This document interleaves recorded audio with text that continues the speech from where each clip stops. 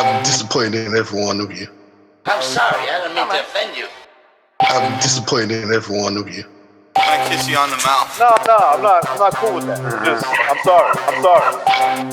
One more time. I'm disappointed in every one of you. You know, your son looks like a fag to me, totally. I'm disappointed in every one of you. Yo. Disappointed in every one of you. All right, come on. Honestly, I can't do it no more. I'm disappointed in every one of you. Let me tell you why. Gonna be alright, Nicky. Go ahead. Shoot. He just killed a fucking man. What are you going to do about it, asshole? Don't be afraid. It's just an asshole. What are you going to do about it, asshole? What are you going to do about it, asshole?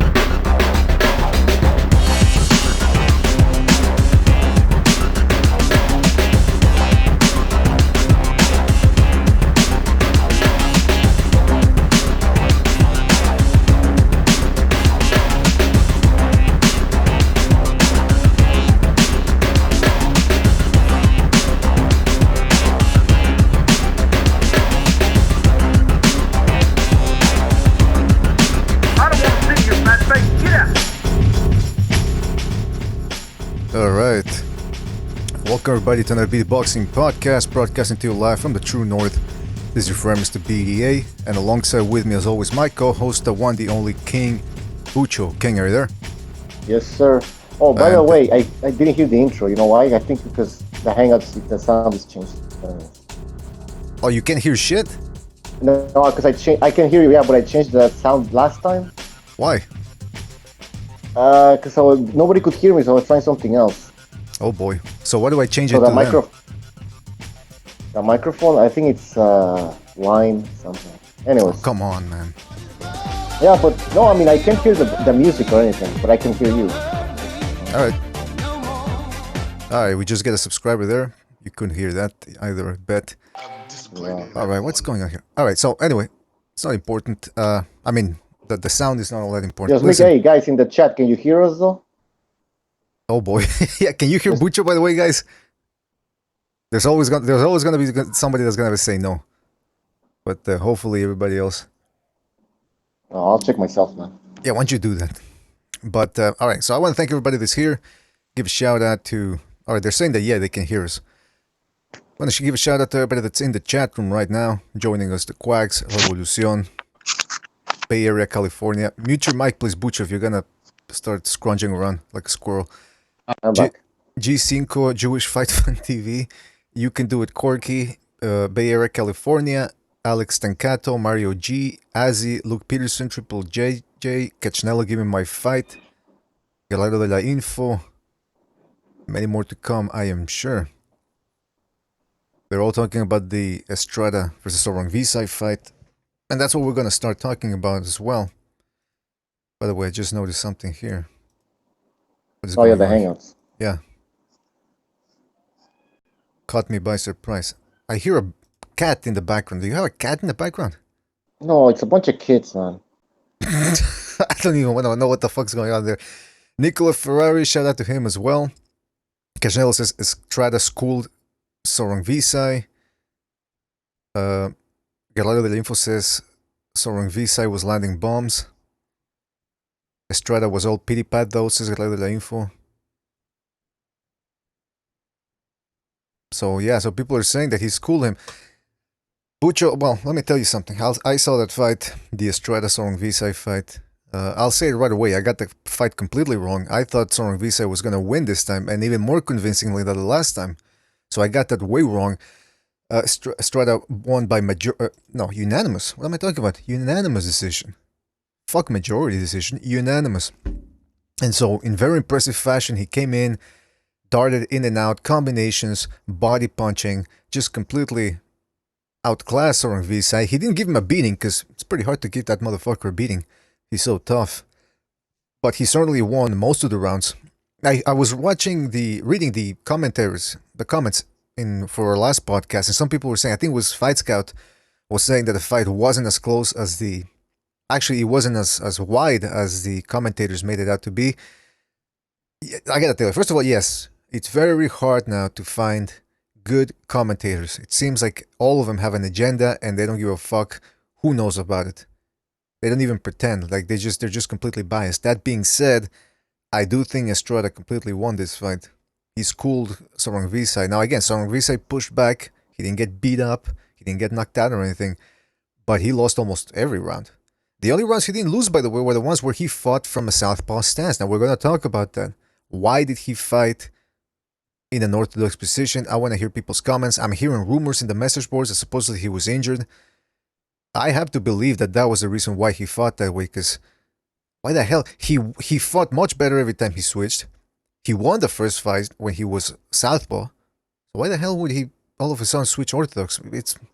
I don't know, fucking hanging out with Recognize and Precise and Michael Stott and all these people speaking of conspiracy theories all the time. Now I'm thinking in a conspiratorial mode. I'm seeing fixed fights all over the place. Butcher, would it surprise you if maybe... No, it wasn't fixed. I mean, it's fixed? Well, I mean, would it surprise you? Hear me out. Would it surprise you if Rungvisai, who's known for eating out of the garbage and eating rats, would it surprise you that the Zone, with their big, huge war coffer, offered him a big payday and said, listen, we need to make fights here. You and Estrada are the best right now. You're very easy to negotiate with. How about, you let Estrada get the win this time? We'll pay you a lot and we'll guarantee a third fight. And he says, fuck it. All right. I'll just turn orthodox. That way I'll have an excuse for the third fight. Boom, we got ourselves a rubber match. And get tagged? I don't know, man. He was getting tagged for sure, but it seems like he wasn't really all that bothered by the punches. I don't know. You guys tell me. I'm not saying I'm not sold on this idea. I'm just throwing it out there. I'm not gonna die on that hill, by the way. I'm just throwing it out there. No filter BDA. He comes up with all sorts of theories and lets you people decide which one it is. I got no stake on whether it's the right theory or not. Let's see what people are saying in the chat room. Cachello says we need a third Estrada versus Rungvisai fight. Luke Peterson says rat burgers. Nicola Ferrari says BDA, you're not wrong. Fixed fights are far more common than people think. That's what worries me, man. Because this theory, again, I got no proof. But would it really surprise anybody if it came true? If it was proven correct? I don't know. You can do it, Corky says Rungvisai looked like a bum in there, just admit it. As he says, rats, yummy. Bay Area says Rungvisai wins by KO in the third fight. Based on what? I mean, if he did fight healthy this time, and he just decided to box orthodox because he thought it was going to be the best thing, I don't know how he knocks out Estrada in the rubber match. Neto, shout out to Neto, says Rungvisai didn't want the rematch and he took a year to make. Luke Peterson says, would have grown up to be a rat. Yeah, whole family, bunch of rats. Turlock says, it looked fixed to me. I don't like conspiracy theories. Cachanello says, I think Rungvisai is on the downslide. His legs looked gone.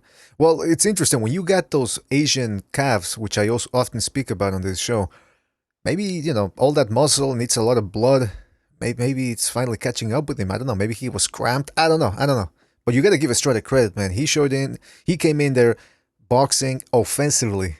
No running, no stalling, no clinching to get out of the ropes. Just clean old punching and head movement and feet movement. Cachanello says, I think Rungvisai is on the downs. Okay, yeah. Alex Tancado says, I was talking about Rungvisai as to why he wasn't fighting as a southpaw. The Quack says, I thought it was closer than it looked. Rungvisai landed a lot of body shots and they hurt. I scored a draw, but I'd like to watch it again. I would like to watch it again too, because I've gotten fights, the scorecards wrong upon first watching a fight one time, so I have to rewatch it just to be more sure of what exactly happened. Michael Stark says Rungvisai was landing that left to the body. I thought that might have been a strategy. Jay Perez says, I think it's just Estrada was able to take his shots. He was confident. Usually, guys are too scared of Rungvisai. That's true because Estrada was making Rungvisai miss quite a lot. He was getting in there and then leaning back and making Rungvisai miss by inches. Bucho, man, what did you think of the fight? I think Estrada clearly won the fight. Actually, some people were complaining because some people on Twitter were saying that the fight was they scored at 115, 113, and then some people went crazy. It's like, how could you have 114, 113? So I guess some people really had it a complete shutout, basically, almost. And so even the 114, 113 didn't just go down well with them. But I was just reading this comment that Neto just wrote, Estrada was doing pad work real early before the match and jumped on Rungvisai early, who didn't even have a sweat going in the beginning. And that's true because the commentators were saying like that, Estrada was doing some pad work. He was like, how do you say it? Like he was warming up. He had a sweat. Warming up. He had a sweat going, basically. In the meantime, Rungvisai is fucking meditating. You know what I mean? Like I think it's Sergio Mora said, like, there's a time to, meditate, and there's a time to, like, I think he was pumped up, You know what I think happened? I think he wanted to go to the bathroom, but it was too late because he already had his trunks and everything. So he was just trying to push it back in. You know what I mean? So that it would last for the 12 rounds. I don't know. Maybe that's another conspiracy theory. But you're right. Usually Estrada's a guy that starts slow, and then he starts picking it up as the fight goes along. This time he's flipped the script and he started out fast. You think that's what got him? Do you think that might have shocked Rungvisai? Yeah, I think so. Also, the fact that Estrada was very sharp, man. Extremely sharp. He was at some point he was trading with Rungvisai. He's letting him know, listen, I'm not gonna back up here. I'm not gonna just be like boxing from the outside mid range. I can actually come here and bang if I need to. And so that maybe destroyed more of Rungvisai's confidence even more. But I have a hard time believing that a guy like Rungvisai, who's so experienced and so tough, would be thrown so off kilter throughout the whole fight just because the fucking guy started early. I mean, that to me, I don't see it, man. Are you there, Bucho? Yeah, sorry. I was writing a comment here. But you get what I'm saying, right? I don't think... Why did he fight? Well, why not? Why not, man? Listen, you know what? This is a good point because you were saying that why did Rungvisai decided to fight Orthodox, right? Maybe because in his last two fights, he hasn't been that impressive, and he knows that he had to change something, and so this was the change for him, I believe. So basically, he started to have doubts in his boxing abilities. That makes no sense because if he beat the guy one way in the first fight, and then every time he would switch southpaw in this rematch, he was doing better. Why the fuck? I don't understand. I remember him switching at the end, though. No? Did he ever switch during the fight? Like in the middle rounds? I think he switched 3 times. One in the 9th, I think. Maybe in the 11th. Yeah, but that was too late, man. Yeah, but that was too late. But then he switched back afterwards. Like he would switch southpaw and then the next round. That's why I'm thinking maybe there was an injury. I don't know. Listen, I don't know. We'll have to wait for a rubber match to see really what happened. But him switching to an orthodox stance, really, he was an easy target for Estrada. And that's the other thing I'm saying about Estrada. This motherfucker, I've always said it, has pound for pound potential. But it's just that in those lower weight class, he never really got the big win. He had the win over Quadras, but then that was sort of solid. But the fact that Quadras turned out to be a drunk, he's really Estrada's biggest claim to fame was that he went 12 rounds with a prime Chocolatito and gave him one of his toughest fights. But in terms of big wins, he never had that until today. Well, last Friday actually. But shout out to Estrada, man. The guy's one of my favorite fighters to watch. He puts combinations together, goes to the body. When he fights these lower level guys, he actually stops them. Or tries to stop him anyway. And his gas tank has to be one of the most impressive in boxing. This guy never seems to get tired. I mean, against Brian Viloria, the last 2 rounds, just turned it up turbo style.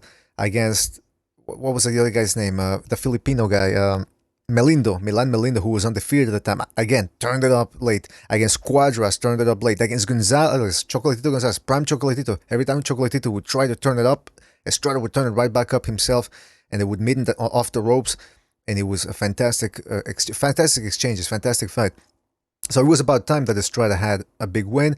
Again, I'm not going to take any credit away from him. I do find it bizarre that Rungvisai would turn orthodox, but if he did turn orthodox and he didn't have an injury or something, then it's his fucking fault for doing it, and you can't take credit away from Estrada. That's my position. But man, hey, BDA, well, go ahead. No, go ahead. My prediction. Your prediction was Rungvisai unanimous decision. Yeah. I said that in the beginning of the show. I said I actually thought Rungvisai was gonna win a little bit more convincingly than he had the last time. But Estrada really looked very, very sharp in there.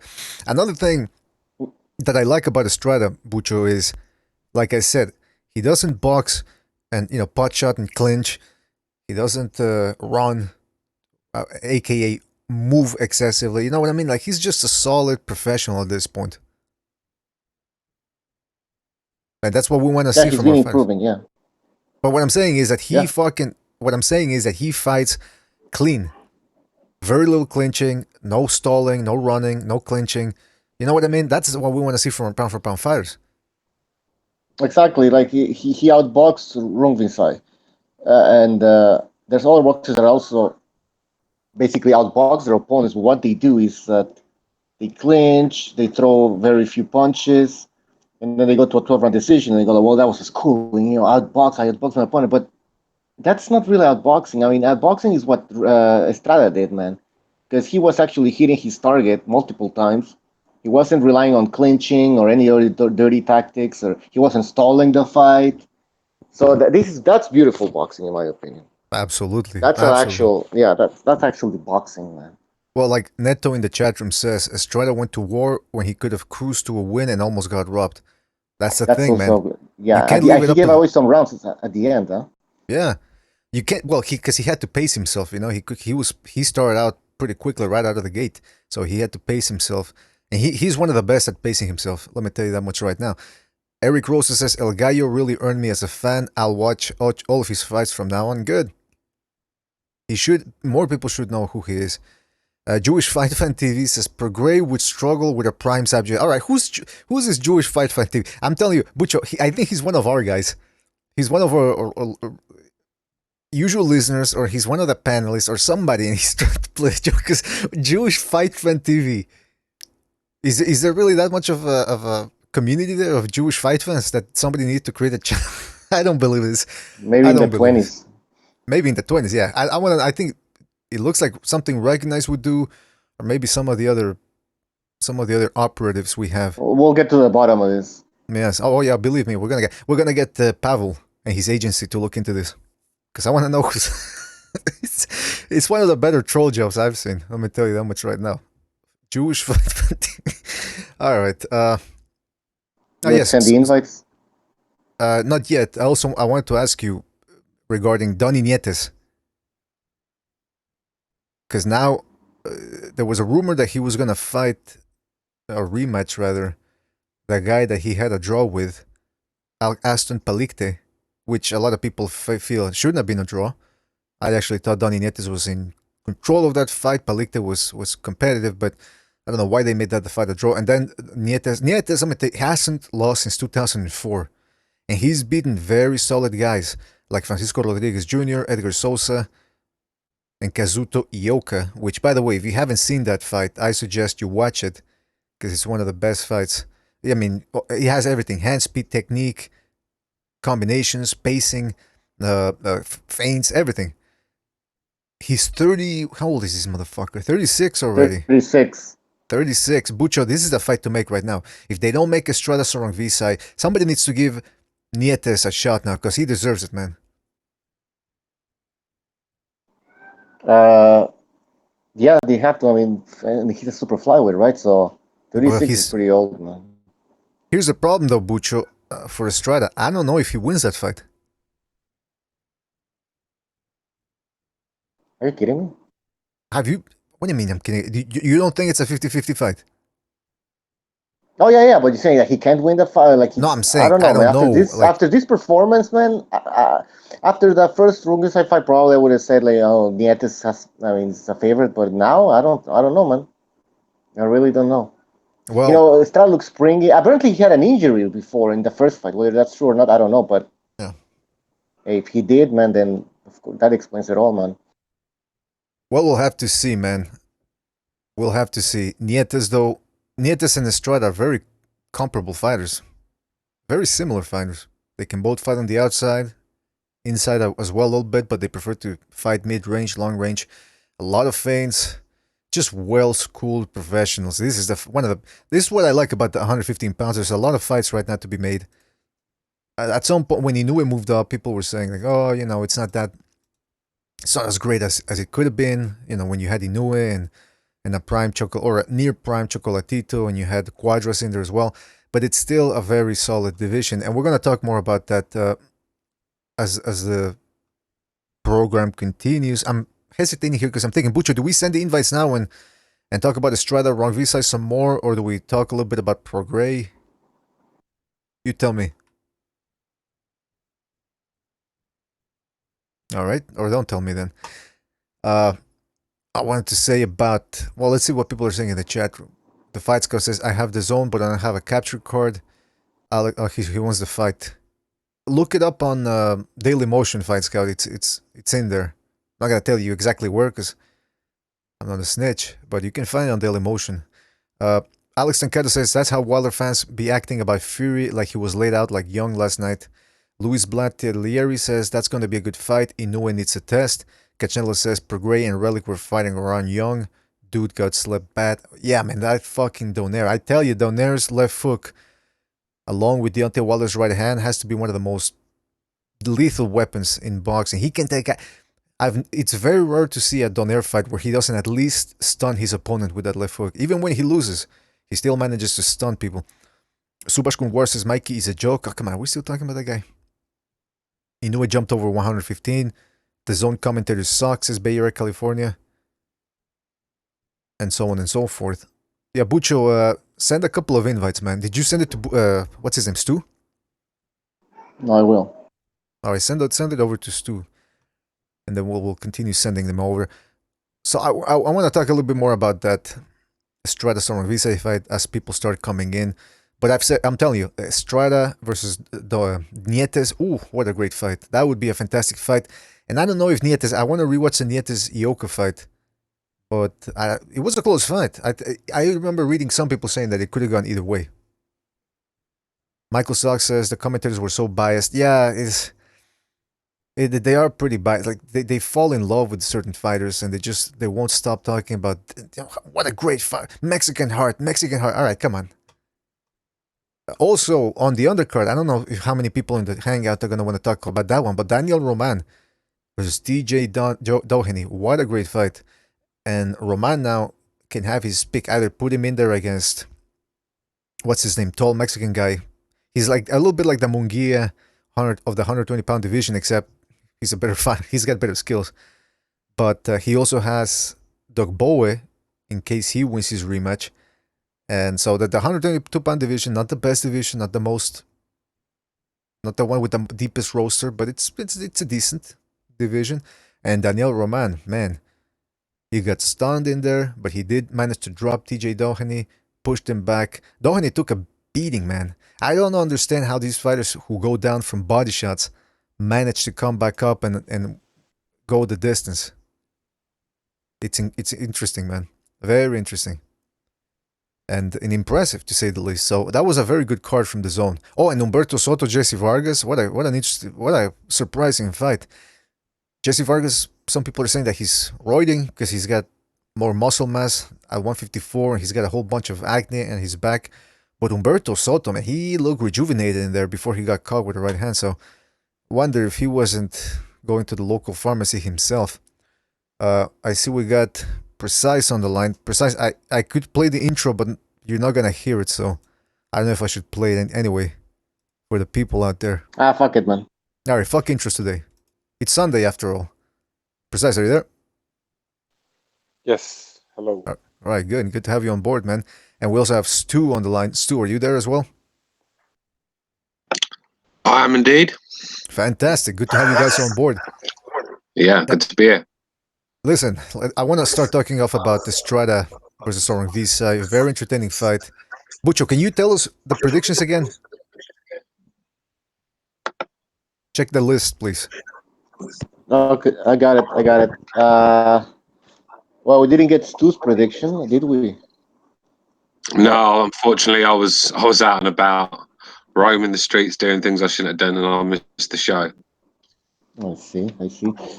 Precise had Rungvisai unanimous decision. Lies. Just like you, BDA. That's right. Shit. Well, I gotta tell you, man, it's not always, you can't always get them right. But okay, first of all, I want to get to Precise on this one. Precise, you saw the fight, right? I did. What the hell? I know none of us can have an answer, but why do you think Rungvisai fought from an orthodox stance? From what I think, I don't know. I think he was trying to improve on his last performance. It was a close fight, could have gone either way, and he wanted to put a stamp on it, I think, and it backfired, apparently. That's my opinion, and yeah, that's all I got. It's bizarre. It's bizarre and unholy because it reminds me of when Marvin Hagler fought Sugar Ray Leonard and he started out orthodox as well. And then only when he saw that he was struggling and the fight was closer on the cards, only then did he switch back to southpaw, his more natural stance. I would have expected that from Rungvisai at one point. If he sees the fight's not going his way, all right, switch back. No, he didn't. He switched 2-3 times, I think, and then switched back to orthodox. Something smells fishy here. Smells like a rat. Maybe he had an injury, you know? Well, that's what people are saying, but there hasn't been any confirmation. I smell a Thai rat. I smell a Thai garbage rat. Rungvisai probably ate it. But, Stu, what are your thoughts on the fight? Well, what I saw a guy fighting two different styles. In orthodox, he looked very sluggish, and he looked like a bit like a brawler that telegraphed his shots and was struggling. But as soon as he went into southpaw, he looked like a decent boxer. The straight punches were working, and he was getting back into the fight. I mean, that's the big question. You know, why would Rungvisai come in with an orthodox style, get his ass handed to him basically for most of the rounds before he decides to change it up? And I'm one of Estrada's biggest critics because I always feel he never does enough. It's always a close fight. No one ever schools him or beats him up, but he just never does enough for me. But last night I thought he was superb. I thought his work rate was good. I thought the angles in the shots, his boxing. I mean, he did a real number on Rungvisai. I mean, I've seen people say that Rungvisai, they had him winning the fight. I mean, I just really don't know what fucking fight they were watching. Maybe I was just sleepy, but I saw Estrada dominating in there. And I believe Estrada was actually, when Estrada decided to walk Rungvisai back and land his shots, he was putting Rungvisai in all sorts of trouble. But yeah, the big question is why would Rungvisai fight an orthodox when it's clearly not working? I mean, the shots were, an orthodox, he wasn't throwing many straight punches, just hooks, and he was telegraphing them. And it's some good, decent body work, don't get me wrong, but it's mind blowing, mate. I don't have the answers for it. Well, whether he was injured, whether he was paid, whether he just fucked up by thinking that he could beat Estrada from an orthodox position, the fact is Estrada won, and he won pretty convincingly. He looked sensational, combinations up the wazoo, very good head movement. He would just make Rungvisai miss by inches and then come back and counter. I guess from here, I mean, there's not that much to say other than the fact that the only one in the chat room that actually saw the fight closer was the Fight Scout. Everybody else saw. I don't see that much controversy here regarding the scorecards. I mean, I don't see any controversy. So the question. I've read quite a few comments where they thought Rungvisai could have nicked it and that. Like, maybe my eyes are lying to me. I'm tired. They might be lying to me, but you know, I just don't see how anyone could have Rungvisai winning that fight. But hey, I thought you could have given him. Whoa, hearing myself. I thought you could have given him 4 rounds, but that's kind of a stretch too. Yeah. So what do you guys It think about wasn't. that 114, 113? Is that crazy? Because a lot of people had it 114. Yeah. That's a little crazy in my opinion. You know, Yeah.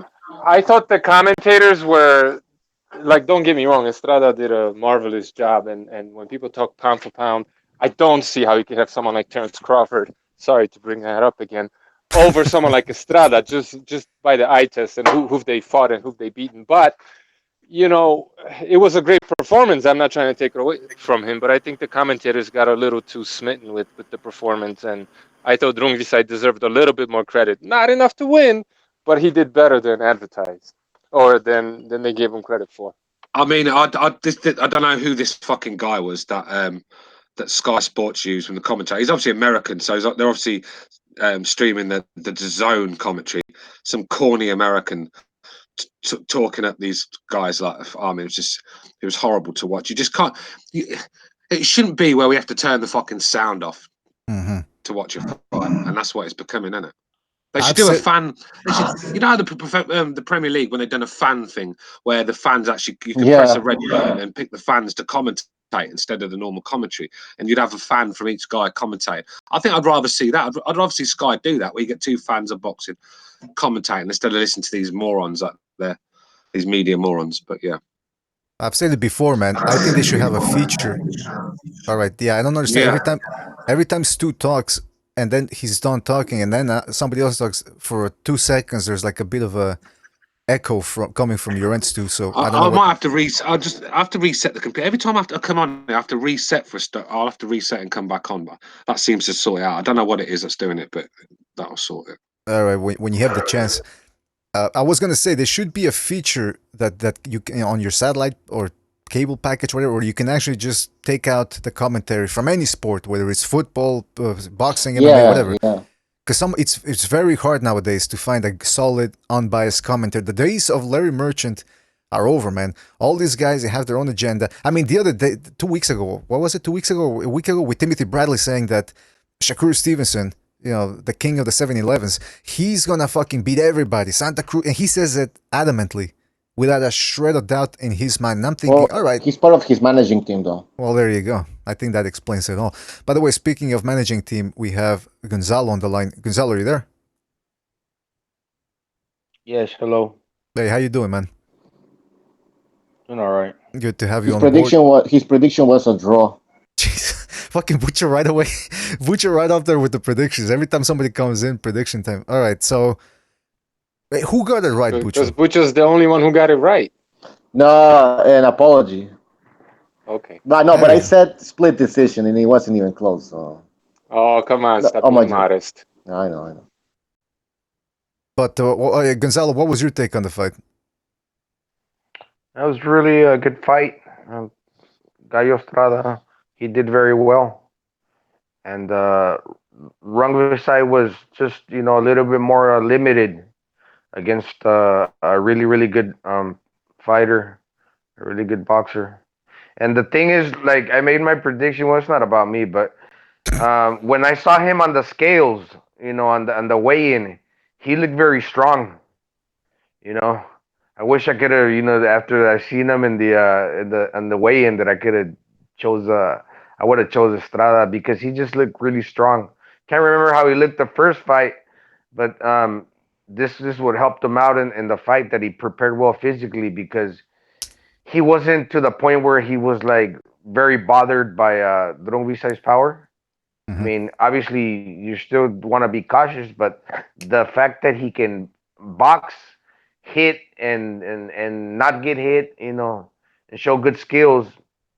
I mean, he wasn't really in danger of getting caught until maybe the end, when he decided to put up to put up a show for his fans, because he expressed it himself that he wanted to give the people a good fight. Right.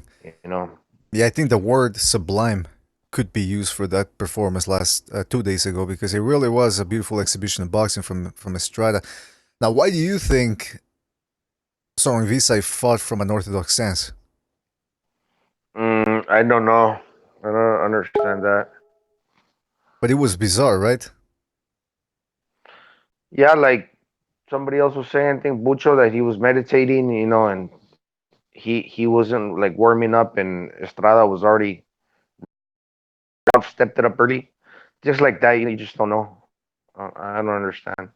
Yeah, I mean, I guess we'll never really know until one of these fuckers comes out with something, or the rubber match. We'll start seeing what exactly happened by watching the rubber match. But needless to say, by the way, you can do it. Corky in the chat room says, I was looking at the Spanish commentary. My uncle is a bit racist, and he thought that Rungvisai was Manny Pacquiao.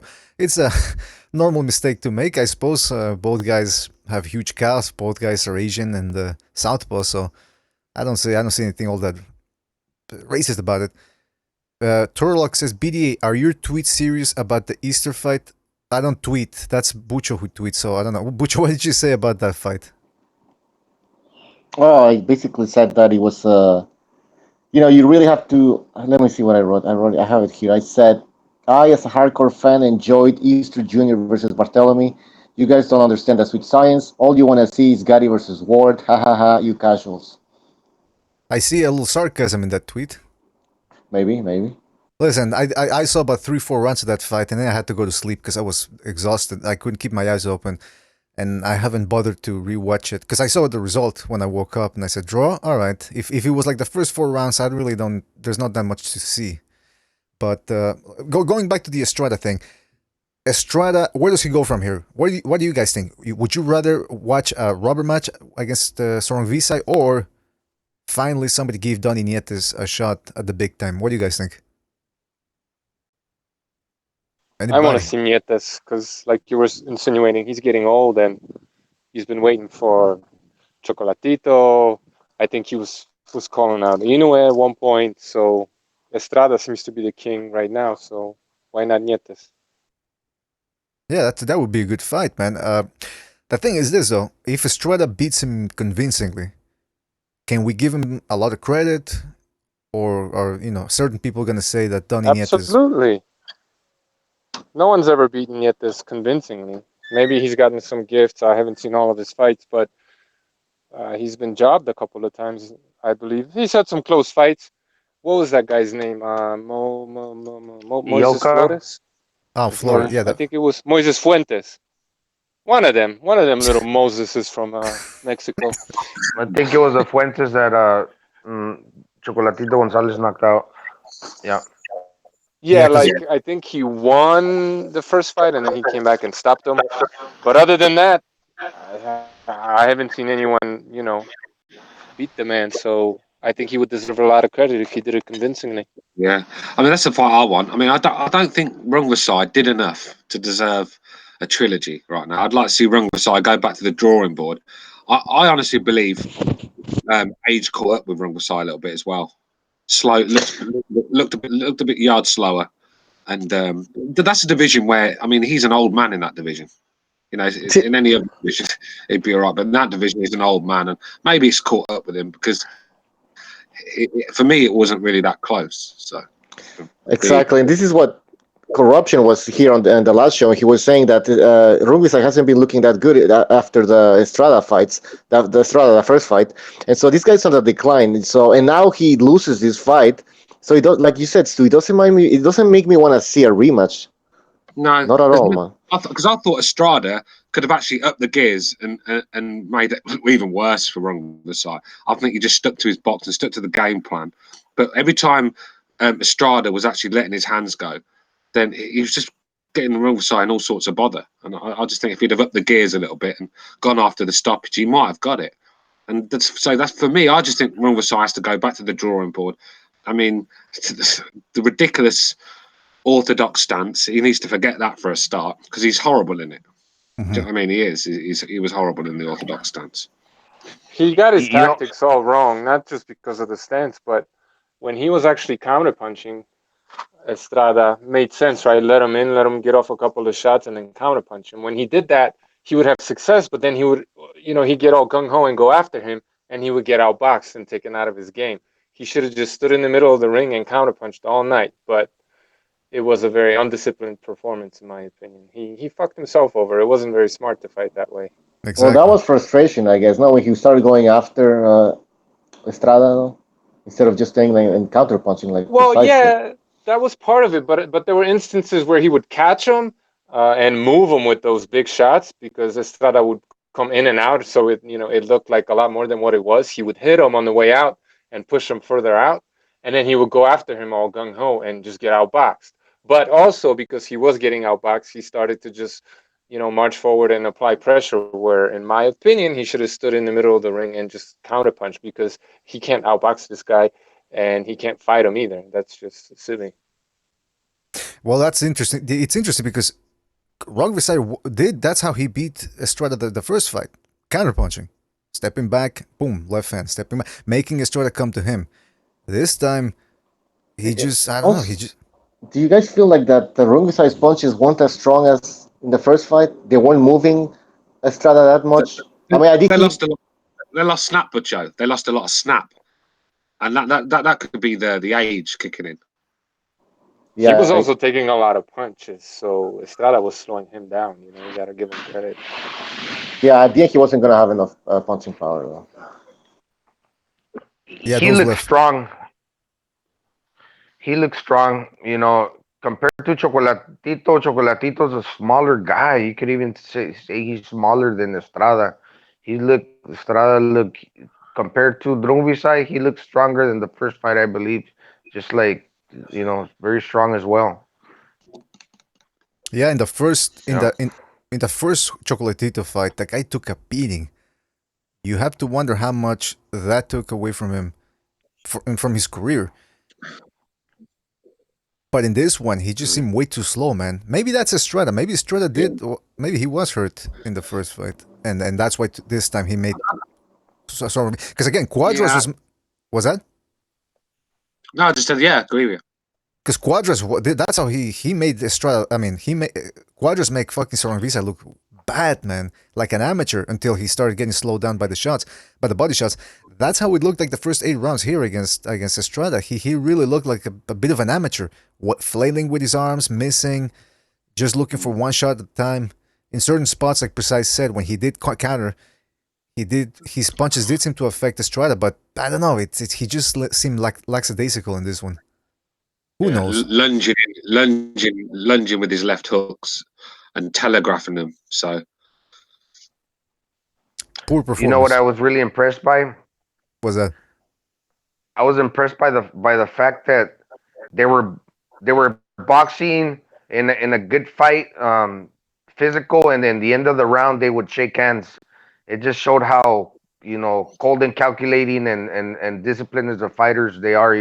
Where you can be fighting in there, and in the end of the round you shake hands. Not like those type of shake hands where like in the end of the round they kiss ass and give hug and like that. No, they like. At the end of the round, there's like, all right, it's over. Boom, shake hands, and they come out and fight again. I'm just impressed by that. Yeah, I'm not sure if I like that. I'm not sure. Yeah. You can shake hands after the fight for me. This was kind of like different, because it wasn't like I was saying, like they were trying to be friends or anything. It was just like they just seemed like consummate professionals. Like even though they did that, it was just like it just showed that he was kind of in control of his emotions, especially Estrada. Yeah, I gotta go with Stu on this one. I don't like guys touching gloves after every round. I don't know, just like he said, do it in the beginning and at the end of the fight. I don't want to see these guys, handling it like that. And I also didn't like Estrada putting his hand up after the end of every round. It reminded me of Mikey Garcia and the whole debacle from a couple of weeks ago. But hey, at least he won. At least he won. For me, as long as they're not kissing, I'm all right, man. Okay, why the fuck? Why the fuck would they be? Because some of the shit these guys be doing these days, man, like Tyson Fury or Derek Chisora, forget about it, man. Tyson Fury. Shane Mosley, I mean, after every round, wanted to take Pacquiao for a candlelit dinner. It was disgusting, weren't it? It was. I mean, the way he was touching him up, they were hugging each other, touching each other. It was a friendly little spar. I mean, I'll tell you what, I wasn't very happy with Manny Pacquiao in that fight. I thought he was a disgrace. Sergio Mora, the commentator, was saying that sometimes it's like a tactic. So because you want your opponent to slow down on you, maybe, so they start like to become like friendly. I don't know. Yeah, it takes you off guard, doesn't it? It takes you off guard, sort of thing. It takes away a bit of your fear, because sometimes when a fighter fights with fear, it can be very hard to beat, very hard to stop, because he's concentrating and he's on his toes. and you obviously they let their guard down, and that's when you pounce. But I just don't like it. I really don't. Never have done. Hey guys, can we start putting Estrada in like the top 10 pound for pound at the bottom, I guess? Or where Well, would you rank him? anyone who had Rungvisai on their list has to put Estrada on there. Yeah. Yeah, I agree. I wouldn't be Yeah, mad even- if somebody had him top 5, to be honest with you. But I don't really look at accomplishments. That doesn't mean anything to me. Like, what are these accomplishments? You know what I mean? Belts don't mean shit. It's how good do you pass the eye test, and how good is like the last guy you beat? You know what I mean? And if Rungvisai beat Chocolatito, okay, controversially the first time, but no controversy the second time, and Chocolatito was top 3, maybe top 2 at one point, well then why shouldn't Rungvisai be top 3? You know what I mean? And then if you beat Rungvisai, then why shouldn't you be top 3? It makes sense to me, right? If we're saying that Chocolatito is that good, the guy that beats him, well, has to be at least that good, right? Or better. So that's just how I see it. The thing is, though, like I said, you could Estrada. He's fought. There's not many guys that can say they fought like 2 pound for pounders, and you know he's won. He's beat both of them. Do you know what I mean? Because I think Chocolatito. How did that go? Did Chocolatito win one and one was a draw or something? No, it was a close fight. People said I had him beating Estrada 8-4, but that was at a different weight division. Estrada was still green. You know, I thought he beat him clearly, convincingly. But yeah, see, but he's better now, much better. Yeah, he is better. But like I said, he's beat Rungvisai, and in some people's eyes, he beat Chocolatito. I mean, I didn't see that fight, so I can't really comment on that one. But there's people that had Estrada winning that fight, so you have to put him up there. You know, there's not many people that can. I mean, even Terence Crawford, who people claim to be #1 pound for pound. How many pound for pounders has he beat? How many Exactly. Zero is the answer you're looking for. Yeah, Well, that's yeah, why. and that fight with Estrada, sorry, BDA, that fight was in, just for the record, it was in Mexico, and he got a white UD, I believe. So it was pretty convincing. I think people were just fanboying Estrada a little bit. Go ahead, man. I was just gonna say that this is what I like about the World Boxing Super Series is these guys are gonna fight. When they're making these tournaments, yeah, we had the Paranchik versus Taylor, but the little mishap there, whether the fight was gonna happen or not because of financial issues, but it finally does appear like it's gonna take place. We're gonna have Inoue versus what's his name, Rodriguez. What is that, in 2 weeks? Hold on a second. Anyway, whenever it is, it's the week after Canelo, I think. Isn't it? It's 3 weeks from now. 3 3 weeks. weeks. Yeah. Oh, All right. 2 weeks after Canelo, yeah. And then we have Baranchik and Taylor taking on Prograis, the winner of that fight taking on Prograis. So I mean, that's what I love this fucking WBSS, man. That's on the same. That's on the same card. That's the same night. BDA. Yeah, in Scotland. Yeah, they're on the same bill. And that's the other thing, man. The fucking card on Friday when you had Humberto Soto versus Jesse Vargas, what's his name, Roman versus Doheny, and then the main event. 3 quality fights that delivered. Obviously not fight of the year necessarily, but entertaining fights. You know, they cut the fat. Everything was good, and they're gonna fight each other in this tournament. All these guys. So that's what I like about the fucking WBSS. No pussyfooting around, man. Make the goddamn fights. Boxing like it's supposed to be. I'm just happy to see it. That's all. That's why I'm jubilant about it. But is Richard Chaver responsible for bringing these cards? Like, he's a big contributor. I know he's a promoter, but just launching these events. That's a good question. I think he's a financier mostly. I think he finds the money to put these events on. A Swiss financier. Okay.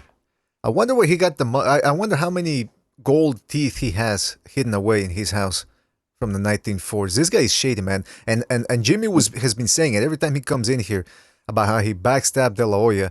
This guy is not to be trusted. But hey, if he puts on, if he Swiss banker, yeah, he's a survivor. he's like a fucking George Soros. But listen, if he can make the fights happen that we want to see, fuck, I don't care how many gold teeth you have collected in a jar. I don't care how much Nazi memorabilia you have hidden away in your closet. Just give me the fights I want and I'll be happy. I won't bother you, you won't bother me. Now, do we keep talking about Estrada Rungvisai, or do we move on to move on to Donaire? What's his name? The other guy, man. Young. Stephon Young. Stephon Young. Yeah. Yes. What a great performance, man. With that left hook. I've said it before. If you're not elite, you don't have a chin or whatever, you're gonna get caught with the Donaire left hook, and if you can't handle it, you're going down. That being said, how much was this really just a stay busy fight for Donaire? Well, how tall was this other guy? 5'2"? No, seriously. 5'6", I think. I think He looked Donaire had like Broner as 2 well. inches on He him.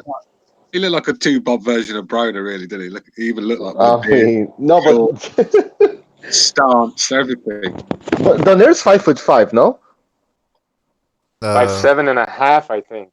Oh, okay, yeah, okay. Yeah. I mean, listen, the fact that he was fighting at 126 at some point. What's the highest he ever went? Did he ever fight at 130? He did, No, right? no, 126. 126, yeah. Okay. But yeah, the fact that he was at 126 and probably walking around at 135 or 140, he's a big dude, man, and that left hook proves it. Do we still think that was a work of art? It was a work of art. Sorry, I just said that was a work of art, that left hook. Yeah. Carry on. No, but I wanted to ask, are we still sure that he would have beaten Tete?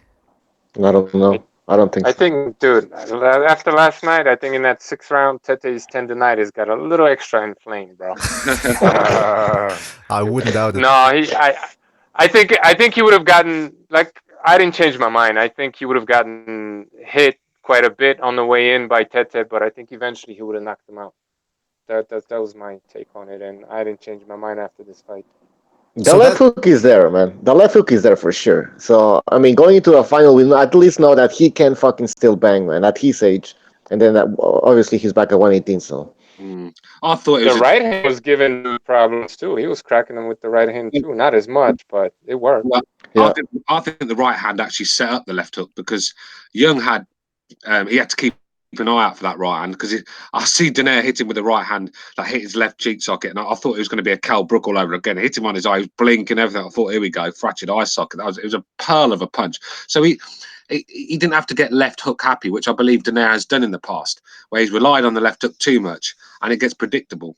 And I think Donaire got in a bit of a Danny Garcia mode where he started to be a counter puncher, waiting for the right time to pounce with the left hook, waiting for the opponent to fall short or to expose his chin and then pick the shot. But this Donaire, it was like a Golovkin sort of performance, tucked up behind the guard and started piling on the pressure, throwing the bombs to the body. It was just a beautiful performance. And that left hook, I mean, if I could get that frozen, that shot as it's landing on the chin, I'd get that framed and put up in my living room. It's the work of fucking art.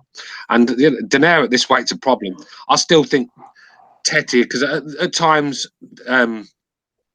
Young was hitting Donaire, but he just didn't have the pop to keep him off. And I think you've got to see Donaire, I think, goes in his shell when you put it on Donaire. I think you've got to put it on Donaire to get his respect. Then he goes in his shell a little bit. But if he starts to walk through your punches, you're in a hell of a lot of trouble. And I think that's Young's problem. Young wasted half of his energy running away from Donaire because he was scared shitless.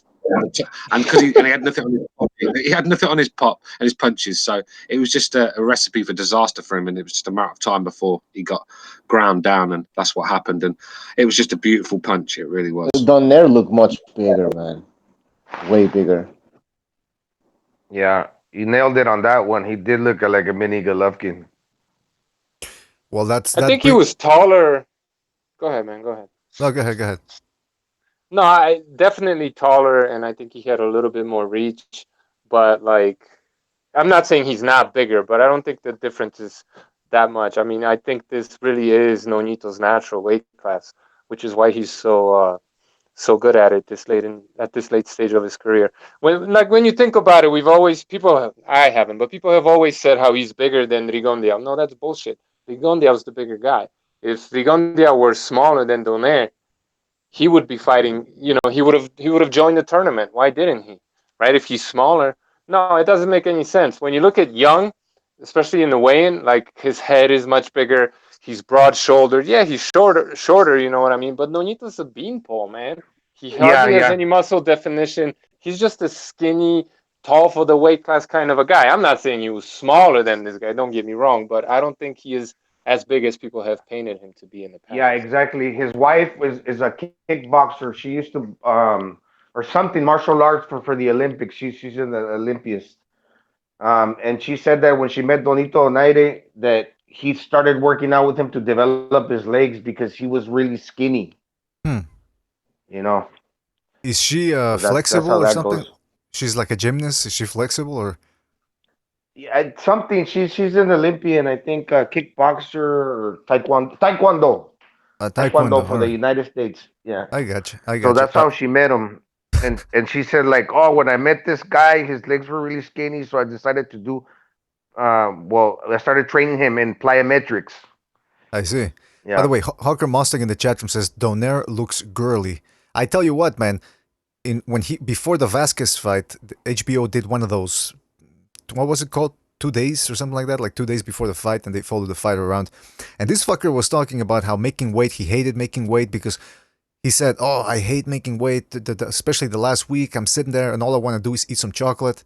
I'm thinking, eat some chocolate? Where are you, pregnant or something? The guy acts like a girl sometimes, like he's on menstruating or something. But that being said, that fucking left hook of his, like Bucho said, he's back at 118. He's the bigger guy compared to most of these guys. I mean, based on my eye anyway. And he's got that. No disadvantage, you know. Was that? Yeah. Or But not anyway, handicapped by the. by the fucking left He hook, kind man. of ruined his knockout. Sorry. Why would you say that? He kind of ruined his knockout because he tried to do the whole Amir Khan, Canelo, Manny Pacquiao, David Diaz, where he runs to the corner and gets on two knees and tries to look for the welfare of his fighter. Kind of like, to me, it almost kind of made it seem like, yeah, I know I fucking iced you, but I'm going to try to, for the people can see me as like, this. Nah, You know what I'm I think Donaire's he's always been a nice guy. One of the nicest guys in boxing. I think Mm-hmm. that was genuine. That weren't no fucking. You get some of these fake guys, like they'd knock a guy clean out. The guy's foaming at the mouth, shaking on the canvas, and they're sitting there pretending they give a fuck, but they don't. But with Donaire, I think it's genuine. Yeah, he's a nice guy, Stu. But then after that, he was like talking to him in the corner for like a long time. Like you guys, I just reminded me of when you guys were saying that he acts girly. No, I don't know, but it's just he just had a whole lot to say to the guy. It's like I don't know. Oh, let's be real. Rachel Donaire definitely wears the trousers in that relationship. Yeah, I've said it before, man. You look at guys like Timothy Bradley, Shane Mosley, who else, man? Nonito Donaire. When the wives get involved, and all of a sudden the guy breaks apart from his trainer, and it's always the women that X factor. It's suspicious to me that combination. Yeah, well, George Groves was the key reason why he got rid of that Paddy, whatever it's Fitzpatrick. She hated him. She said he was useless. So the wife has a big say in these guys' careers, man. They do. Yeah. Where the hell are the Donaire predictions, BDA? Did we make apparently any? Gennady Golovkin's wife is his manager now. Yeah. So it was her who told Golovkin to drop that. Of course it was. Look, she's like, look, Gennady, you paying Abel far too much. He's been horrible recently. Did you watch the Gassi? Did you watch? You can imagine he's. Let's be real. I think Abel Sanchez was taking a good share of his money. Just like Freddie Roach was as well. That's why Pacquiao got rid of him. You're right. Maybe he was getting a lot, and then the wife comes in, and goes like, "What the hell is going on here?" No, you gotta like cut it back down a bit. Yeah, because I think even if he gets 10%, right? And say if Golovkin makes 20 million against Canelo, that's a lot of money to be given away to someone just to be a trainer. A trainer, I mean, are they worth that really? They're not worth. Then he has exactly. And then Abel has so many. Abel has so many fighters in his table. Maybe Golovkin wasn't satisfied with the amount of time that he was getting with Abel, and then the amount he was paying him. I don't know. This is all speculation. I just think he got stale. I think he's gone really stale with Abel. I think he needs some different ideas. That way of fighting, very good way of fighting. But sometimes you have to change things up. I don't think Abel Sanchez ever sort of changed things up with Golovkin. It was just one way. It was just one way, and if it didn't work, then so be it. And I think he just probably wants fresh ideas. He gets stale. That big bear as well takes a lot out of you in training camp. That takes a fucking hell of a lot out of you. He's an old man. You Yeah, know, that's the there's- thing. And it's common for fighters to switch trainers and change trainers. I mean, this guy, Abel's acting like he lost a son or something. Get out of here, man. It's business at the end of the day. Come on. Look, Yeah. Golovkin hired him. Golovkin fired him. Well, What's exactly. there to talk about? You know what I mean? It's Like it like we've happens had a every good day. run. Goodbye. Yeah, it happens every day. You know, somebody fires somebody else. I mean, come on, hire some new person. Get out of here, man. He spoke about how like the fighters invest a lot. The fighters in camp they lose out on having time with their families, but that the trainers also do as well. You know, and that's why. Look. When it comes to sorry, bro. When it comes to Floyd, it's like, oh, it's business, right? When it comes to Golovkin, oh, it's family. It's like, get the fuck Ah, out. yeah. It's business. Come on now. Yeah, that's a good point. Yeah, I mean, I think Freddie's the same. I think these guys just charge far too much, and you're not really getting value for your money. You're just getting a name. It's like when you buy name brand clothes; they're not much better than the cheap clothes. They've just got a badge on there to say that they're expensive. They're a brand, and that's about it, really. Are these guys any better than the other trainers right now? Freddie Roach can barely fucking stand up straight and hold the pads, and Abel Sanchez just brings nothing new to what he was teaching Golovkin when he first joined Big Bear all them years ago. So I just think that's what he's Yeah. I And was listening. Golovkin, I was listening to I the just want last to say, episode. All right. go ahead, go ahead, go ahead. Well, I was listening to the last episode. I wasn't on, but you guys were talking about that, about Triple G leaving Sanchez, and you were making the good point about, first of all, how these fucking people they were accusing Sanchez of being a racist, and now all of a sudden they're siding with him because they just hate Golovkin for some reason. We could speculate about that, but we're not gonna get into it now. Also, the other thing is Sanchez just did a video with Michelle Joey Phelps. I haven't seen it, so I'd be curious to see what he has to say about that. But that's just the business of boxing, man. Whether you're a promoter, manager, trainer, boxer, everybody at some point is gonna get fucked over. And it's a business, you know? I mean, like Hawker Mustang in the chat room is saying, how many times did De La Hoya change trainers? And he didn't even talk to them directly. He would send his brother over to tell him, hey, listen, Oscar doesn't want to continue with you anymore. So it's not right, but it's the way it's done. And you know, you get paid a certain Well, fee. it's not right. What? It's not right to change trainers? No, that's not what I'm saying. But I'm saying, you know, you at least have the decency to, you know, do it Yeah, face yeah, to yeah. face. And I'm But- sure Golovkin had a talk with this guy, man. Well, apparently He wasn't aware that they just showed up to the Big Bear, you know, in a different car that he didn't recognize, and he's like, "What's going on?" He was really gonna go out with his fighters to go on a run, and he was surprised. But then Max and him showed up, you know, and just got his things and said that he was just gonna be going to somebody else, a switching trainer. I listened Yeah. to a little bit of that interview, BDA, with Phelps, and you know, he was bitching and moaning, but then when she asked him about the financial details, he wouldn't say anything. So he just fucked himself, man. Yeah. She And like started prying, like to just tell me about the details, what they were, and he said, "Oh no, I don't want to get into that." So Golovkin's come on. Golovkin at the age now. He's got his. Sorry, I'm eating. He's got a big contract under the zone. It's his last hurrah. He's not getting any. This guy's not going to teach him anything new. He's learned everything he can off this guy. So basically, he's giving him charity money. He's paying him 200 grand. 200 grand to hold pads. Hey, look, Golovkin's in another stage of his career. He's not like, you know what I mean? Like, even Abel should understand this. Like, you know what? Abel, go train some other younger fighters. Leave this guy alone and do whatever he wants. Get his money. I mean, what do you want to stick around for? Like, fucking, like, greedy fucker, man. Come on, let him go, man. Alex Tancato. Maybe I in his actually mind, think Alex Tancato in the chat room saying, "Look at Abel's gut. You can see who's the greedy one." LOL. I mean, Oh, yeah. can't really argue with that. maybe in his mind, you know, he started adding up the numbers. Well, this guy's getting 100 million. I get 10%. But that's... He had already spent the money in his mind even before he received it, and then he got fired, and he was like, "What the fuck?" Oh, he was already, like, Has he going announced out. his new trainer yet? What's that? Has he announced his new trainer yet? Then. No. See, I think Robert Garcia would be a good fit for him. I actually think his brother might be a good idea. Yeah. Yeah, why not? You know- Like I said, yeah. Go ahead. I'll tell you why, because I was recently rewatching a Dama fight. Kind of went under the radar, that fight, in my opinion. And Golovkin, you know, people were expecting him to look spectacular, get him out of there in 2 rounds, something like that. So even though he was doing really well and winning the whole fight every round, The commentators, as I remember, were kind of criticizing him. Oh, he doesn't look as spectacular as we expected him against this so-called bum, right? And then you could see in the corner, Max yelling at Golovkin to throw the left hook and follow with the uppercut or the reverse, something like that, right? And like seconds later, Golovkin throws that combination and wins the fight. So like he knows his brother, man. You know what I mean? And at this point in time, he might actually be a good trainer for Golovkin. You know what I mean? Yeah, maybe. Yeah. You never know. And by the way, somebody in the chat room is saying, who is it? I think she's coming over. Says Canelo is loyal to his trainers right now. But then as more money starts coming in, I mean, the point is you never know. We're not there behind the scenes. This type of stuff happens. I mean, I remember Bernard Hopkins and Bowie Fischer. They were together for 20-something years, and then all of a sudden, boom, they split.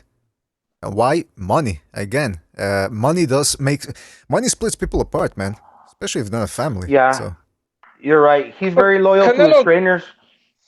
Sorry, go ahead, Professor. No, you go ahead. He's very loyal to his trainers. And they're like family. You could tell they're always kissing his ass too. They're singing, and just being like real nice to him. But I think Reynoso Eddie, the son especially, he's the really good trainer because he gives sound advice. He tells the guy you gotta put more. Échale más huevitos. He's very like well spoken in there. And he's also a good trainer. In other words. And but the situation with him, I think that like you're saying that money always ends up being a problem.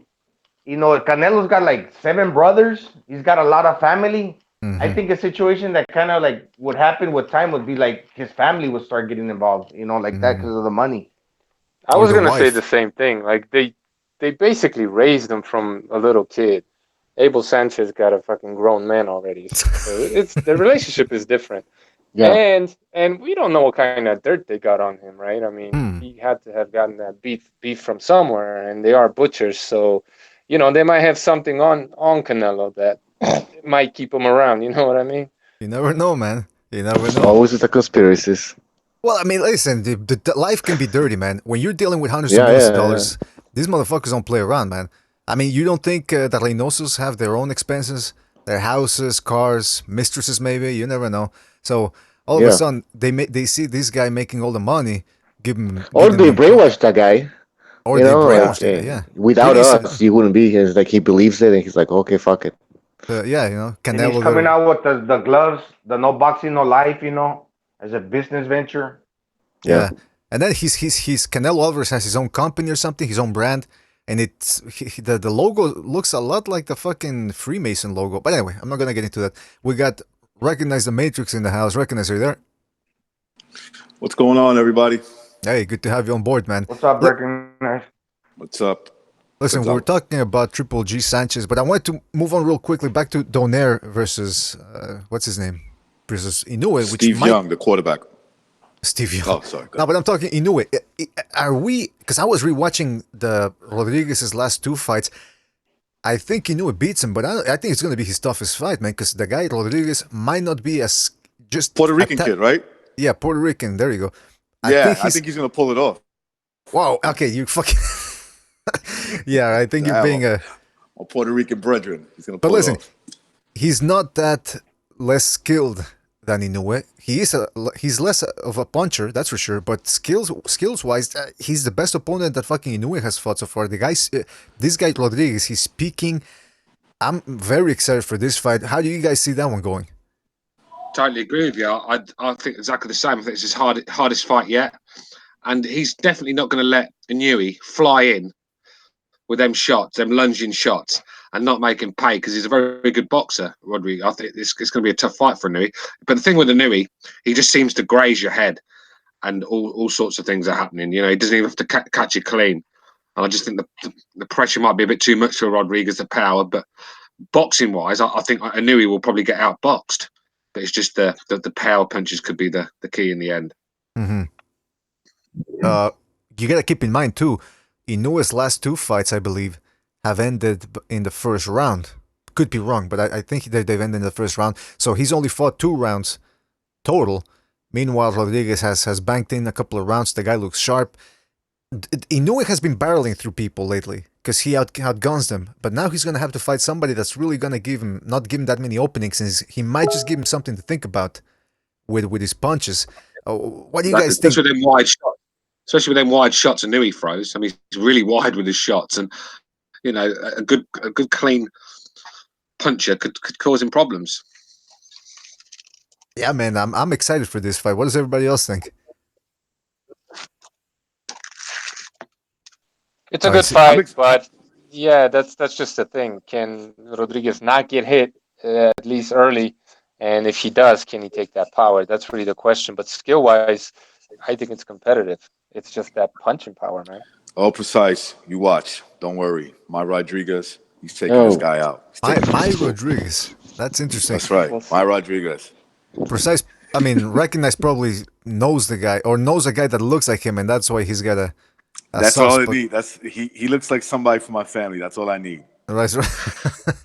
When I recognize his second cousin with his second cousin or something. some second cousin. He's like a second cousin to me. Well, I don't you know what side of the family, but Recognize you've probably gotten into a car with about 8 people, so you didn't see the other side of the car, the other side of the door. So you were probably in there with Rodriguez at some point in your life, but you didn't know it because there were like about 10 people. Let me tell you something. I've been in a car where we were like 8 people deep when you can only fit 4. Well, I know that's a car where you could, it was meant for 4 people, man. That's the Puerto Rican specialty. But you know what? That's what I'm saying. I mean, this is a great fight, man, because Inoue is a hard puncher, but Rodriguez has really dominated his last 2 opponents. The guy looks sharp as hell, and it's gonna happen. I agree. It's a good fight, man. It's a good fight. Look, all kidding aside, I would have to go with Inoue, but you never know, man. This kid, Inoue's not that experienced, and he's kind of fought guys that are tailor-made for him. He has. Now the question is this enough to if Inoue pulls it off? Is this enough to get him started as a pound-for-pound fighter? Because let's ignore what ESPN and Ring TV say. The guy is definitely, at least here on BDA, he's not a top 10 guy. If he wins the whole tournament, if he beats Rodriguez and Donaire in spectacular fashion, top 10, borderline top 10, or what do you guys think? Because he didn't beat Tete. I'm joking. I mean, listen, if he wins the tournament against Rodriguez, and then Nonito, who looks, look, Young was there to lose. Obviously, he's like a last-minute guy, but Donaire does look really dangerous back at 118. And he that left hook is a problem. If he beats both of those guys, I'll put him on top 10 for sure. Well, let's be real. Rigondeaux, in some people's eyes, got to pound for pound #1 for beating Donaire a few years ago. So if that's what it takes, if he beats Donaire, especially this version, I like this version. That's a good point. Yeah, and we got Rodriguez a win over him as well, and then obviously what he's done going up the divisions, he has to be on there. I mean, a win over Donaire puts him, he could top 6, top 7 for me. What if Nonito wins the whole thing? He's gotta go back in that top 10. Yeah, Nonito could squeeze back in that top 10 because I think he was number 4 at one time, wasn't he, Nonito? I think he got to number 4. Yeah, so he has to fight Rigo first. People are gonna start saying that shit. If he had fought Rigo like he did, I know Young's no Rigondeaux, but I think if he'd have fought like that against Rigondeaux, we would have had a different story on it. So if Donaire wins, Rigo's gonna climb the pound-for-pound ranks. No. Yeah, it's true. That's what's gonna happen. But you know what? Against Rigondeaux, Donaire did leave his hand go. He let him go, but he just couldn't he was headhunting. And if you do that against Rigondeaux, he's like, all right, go ahead. He starts dancing salsa in there. Yeah, but I felt he was very left hook happy, and I felt he was always waiting for the perfect punch. Sometimes you got to rough these slick boxers up. You got to hit their body. You got to hit their arms, everything. You just got to rough them up, get in their face. I don't think Donaire did that. He tried to outbox Rigondeaux, tried to out counterpunch him, and he got scored a little bit. He was loading up. He was loading up too much, trying to knock him out with one punch, and that's why I like this version better. Is because even that punch he knocked this dude out with, he wasn't loading up on that punch. He just let it go all nice and loose and caught him perfectly. And he won't load up a little bit nowadays, but with the reason. Sorry, P, go on. No, I was just gonna say, like, if you watch this fight carefully, like, he really is not loading up anymore. His punches come quicker and they're sharper, and they don't have to be wide and swinging, and they get the job done just the same. Perfect, perfect way of putting it, because that's what the difference between this Donaire and that Donaire. I mean, like I said, and because he's mixing it up, the openings are coming. If like I said, if you just keep throwing that left hook, even average fighters are going to read that all day. But because he was throwing that right hand and he was throwing it with venom as well, that was hurting.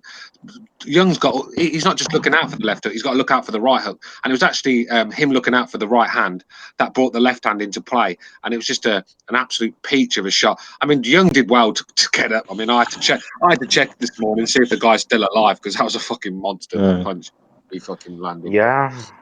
It's Donaire, man. Because he's older now, you know, he has to preserve energy, and I think that's the way. If you load up, like I said, it takes all your energy from you. The way he was changing at the pace and mixing his punches, the way he tucked up behind that guard, very Golovkin like. I loved it. I thought it was a tremendous performance. I still think that he was loading up a bit, obviously, but like we said, but also he missed a lot of punches though.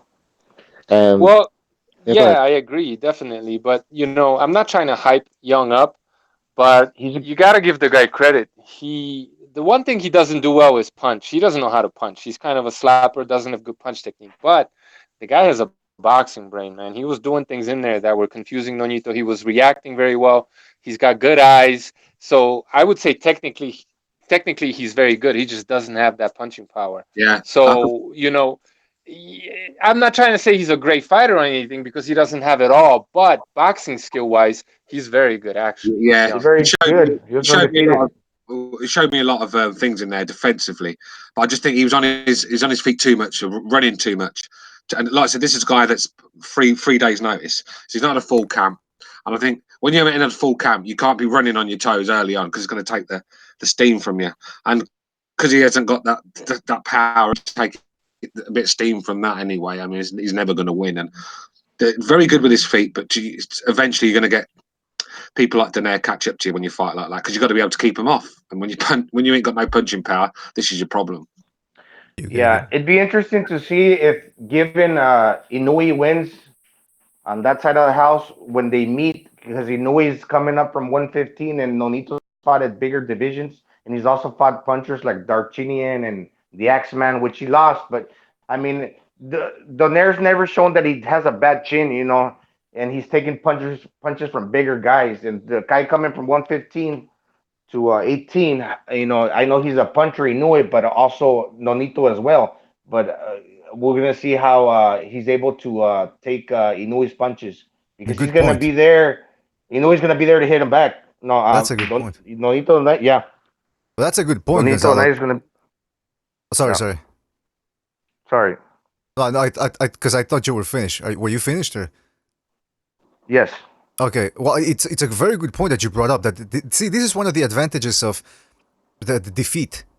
One of the positives, which is that Donaire has been beaten by everybody. He's been beaten by a puncher like what's his name, Walters. He's been outboxed by guys like Magdaleno and Rigondeaux.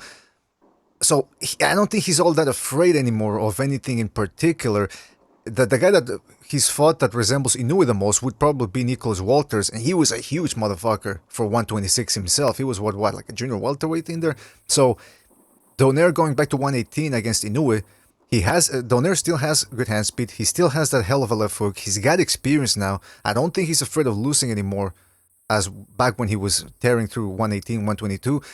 So his chances here are about as good as they can get for a guy his age.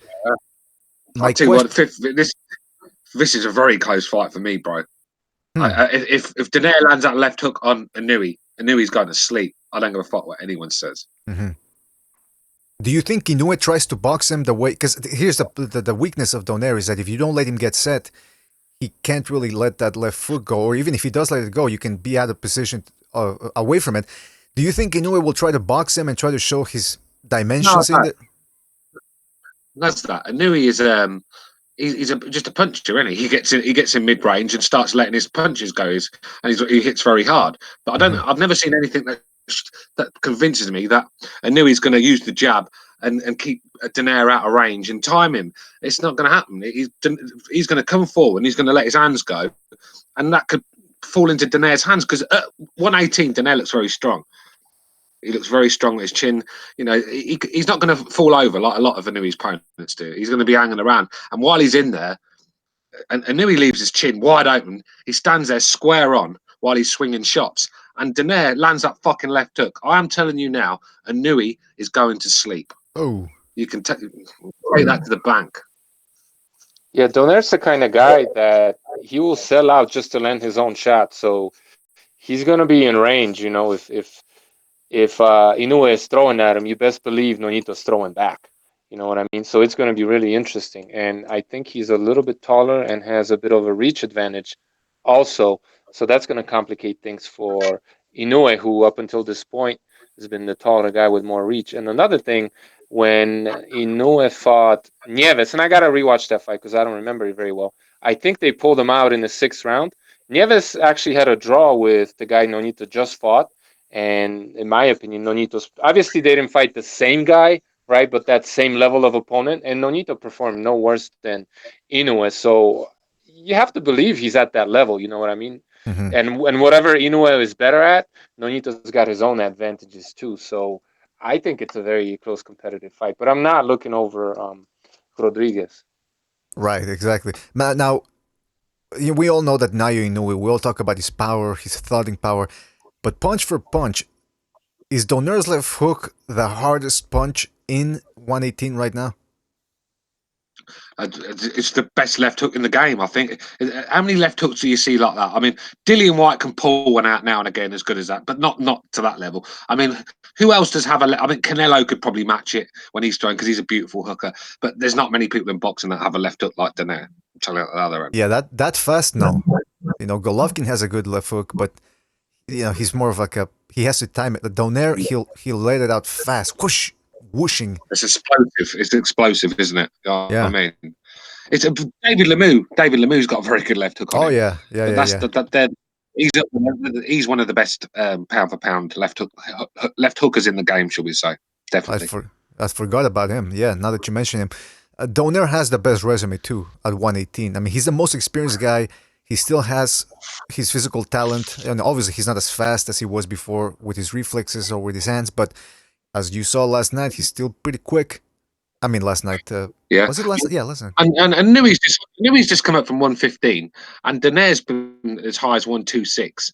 So, and you know, Donaire's power is still held up at one time. So, I mean, he dropped Walters, and Walters is a massive guy. So, I think, you know, I think it's a 50-50 fight. I really do. I don't think Donaire's going to get blown out because I think he's just too tough for that. Yeah. I mean, it'll be something if Donaire goes in there and beats whoever went. Well, more likely it'll be Inoue. And he goes in there, he just beats Inoue, he wins the fucking whole tournament.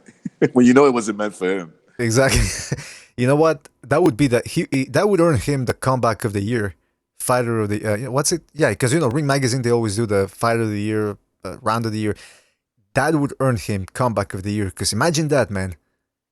And then again, some people are gonna say, well, he shouldn't have really gone to the final because the first fight, the other guy pulled his fucking kidney or his groin or whatever. Yeah, that's the question. He's had an easy route to the final. I think it's almost as easy as Callum Smith's route. I mean, a little bit. Yeah, but if he beats Inoue, are people really gonna say that he wasn't gonna beat Tete if he does beat Inoue? I don't think. I'm just saying. I was just saying. No, I know. People are gonna say. People always say dumb shit. I get it. Yeah. But it's dumb shit. It is. You know. Hey, Inoue would be the favorite. Okay, what the fuck? Who's opening? He would be beating the favorite for the whole tournament. All right, hold on a second. Who's opening some chocolate or something? There was Bucho, man. You got a whole lot of noise coming on your end today. I don't have any. There's nothing. Everybody hear that? What the fuck? All right, mute your mic, man. Static. Jeez. What the fuck? I'm muting you, Bucho. Has there ever been a tournament, regardless of the weight, where there hasn't been a boxer that doesn't drop out? It just seems like always with these tournaments, one guy always comes out. Cruiserweight. It's the only trait. Can you mute your mic, brother? You sound like you're calling from the fucking. Yeah. Can you repeat the question? I've lost my trail of thought there. All that fucking noise. Gonzalo. I'm just gonna say, has there ever been a tournament, regardless of the weight, where one boxer doesn't drop out? It just always seems that in these tournaments, Yeah, no, there's one guy that always comes of course out. not. Of course not. You had the Super Six where Darrell pulled out. Jermaine Taylor had to pull out. I mean, he got sparked out cold on the canvas, so it wasn't a good idea for him to come back. But Darrell pulled out, and I think who's the guy? Bramer pulled out of the super middleweight WB Boxing Super Series. Cruiserweight. You had yeah, the cruiserweights. So yeah, it's going to happen. Let's be real. Boxers seem to be the only tradesmen in the world that don't want to do what they're signed up for. You know, they don't. It's true, isn't it? No, what people don't forget, no one asked these fucking guys to be fighters. I didn't ask any one of these guys to decide to go and beat people up. Some of these people that had no choices, they were living on the streets. They were it was either that or selling crack, weren't it? So they had no choice. But get out of here. I don't want to hear all that bullshit. All I want to see, I just want to see you fight. And these guys don't want to fight. They're getting life-changing money, and they're turning it down. Let me tell you something now. I don't like to call fighters cowards because you got to have some balls to get in a fucking boxing ring. But when you're turning down millions of pounds to do something that you signed up for, then that tells me, mate, the bollocks ain't there anymore. It's like laziness. Basically, it's laziness. It's like can I fight somebody for $2 million that I know I could beat versus a guy for $3 million that I'm not too sure I could. I actually think I'm actually starting to call Al Heyman Uncle Ruckus. Because this guy hasn't got black people's health and wealth, shall we say, on his mind. He's got them all. They're like slaves to him. I mean, this guy, his fighters are getting offered ridiculous money, and yet he's holding them back. So if he really cared about, I know because I agree with Aram, he's used the race card, and that's why a lot of these fighters are scared to accept these deals from DAZN and Top Rank because they don't want to sell out to the white man, and that's what Al Heyman's drilled into their head. He's got them signed up to all these contracts. They're just fucked, mate. And if he really cared about his people, because that's what he's stick with the brothers, we'll look after you. No, he don't want to see you paid. As long as you keep turning down the white man, he'll be happy to see you eating from the garbage bin. It's like Luis Ortiz. That guy, he's going to end up being working at a Cuban takeaway, delivering Cuban food on a fucking scooter because he can barely speak like Ricky So you're saying one day I'm going to be in Florida and order some Cuban food from one of my. You never know. I mean, Luis Ortiz is coming up. Is going to be knocking on my door. Yeah, he's with his scooter on. He's going to have a little helmet on. He's going to be on a scooter, and he's going to be showing you the receipt because he still can't speak fucking English. Do you know what I mean? It's ridiculous, man. The guy. Dame un propina, brother. ¿Por qué tú no me das un propina? You know what? He could have gone to Cuba. He could have gone to Cuba, took that $7 million, got knocked out, and gone and lived in Cuba and lived like a fucking mob boss. But no, he's going to end up. He's going to end up working for a fucking Cuban takeaway, delivering food on a scooter. You can bet your life. You know what's going to happen, right? He's going to be washing the dishes with his friend, 55 years old, still waiting for that big fight. And then finally, like in Scarface, the boss is going to come over. He's going, hey, there's 2 guys waiting for you in the back. And then he's going to go there. Al Heyman's going to be there and telling him, all right, you get the fight. And then Ortiz is going to say, fuck you to the guy. He's going to get the fight. 55 years old. That's the rumor, right? Even Jimmy said in the last episode, the fucking guy's at least 49 or something like that. So what the fuck is he thinking not taking that fight? But anyway, I don't want to get into that right now. We have to move on to. I'll tell you what, can you imagine when he is retired? He's going to be sitting there one day, and he's going to be getting the old whiskey out, and he's going to be very angry with Al Heyman for making him turn down that fight. But it's his own fault for not having any spine. None of these PBC fighters have any backbone. They're pussies, mate. They're too scared of Uncle Al. Yeah, they're scared of. He's got something on him probably. I don't know.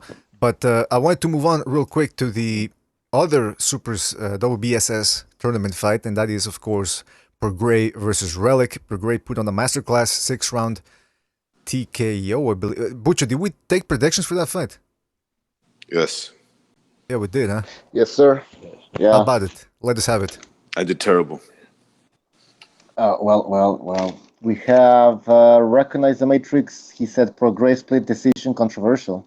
Controversy about that. Gonzalo says Prograis KO. Hang on, Butcher. They said in the chat the stream's gone. Yeah, what the fuck? Oh, I see it. It's gone. It's gone. Oh boy. Oh, it's back. It's back. Are you sure? It's back. Yeah. I don't see it. I see it. Yeah, it's back. It's on. It's on. All right, so Recognize said Prograis split decision controversial. Gonzalo said Prograis KO 9th. Precise said Prograis TKO late. I said Prograis majority decision, way off. BDA said Prograis TKO 7th. Wow. Nice pick between BDA and Precise. Shit. We still both got it wrong, according to some people in the chat. We got it wrong. Yeah, you're wrong. You guys are bad people. Only because the corner stopped it. I mean, they saved this fighter, but I mean, I also had it on the 9th. What did you guys think about the stoppage, bro? Another trainer sitting there with a fucking towel, shaking it around like he's about to do a YMCA dance. Get the fuck out of here, man. Wait, come on. Did he just? So the trainer stopped it? Is that what happened? Yeah, I didn't see the corner. Yeah, he threw in the towel, from what I remember. Oh, because I thought it was the ref, and I thought it was a shit stoppage. But if the corner did it, well, I mean, yeah, that was bad too. They should have let it go. I don't even believe Relikh actually fancied that fight. Not once did I look in Relikh's eyes and see a man that wanted it. He looked a beaten man from the start. He looked dead at the weight. I mean, his punches were slow and lethargic. And let's be real. I mean, was Prograis that great? I mean, the best punch he threw all night was a fucking liver punch, weren't it? Do you know what I mean? So, or kidney punch or something. I don't think he was that great. So when there's times when he's explosive, he looks good when he's throwing his punches, and there's other times when he looks really slow and he doesn't get his technique right, and he's out at distance, he's lunging, and I think he's there for the taking. I mean, he got hurt with a shot by Relikh at the end of the bell, didn't he? And he did a dance. So. It was way after though. It was way after. It's like you almost the round's over and you just let your body relax. He wasn't counting on getting hit.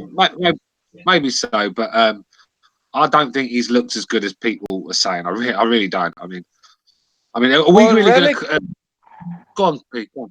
No, I was just gonna say Relikh. Like, what has he done? He's a decent fighter, but he's just a B, C+ level fighter. He's never beaten anybody. Who?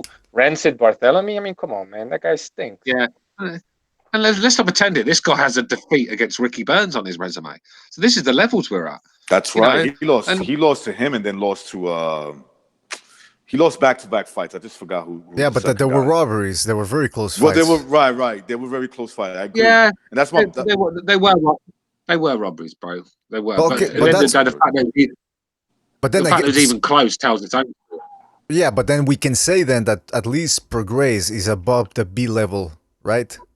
At this point, I think it's safe to say he's. Prograis has some nice. I kind of underestimated his pull counter, bro. Like that fucking pull counter when he lands. Did you actually just hold on a second? Did you actually just smack your fist against your open hand? Yeah. Like I just. All right. I'm acting like I'm talking to you guys, and you guys. Yeah, exactly. All right, go ahead. Sorry. That's a natural instinct that I have. So no, it's just his pull fucking counter. It's like.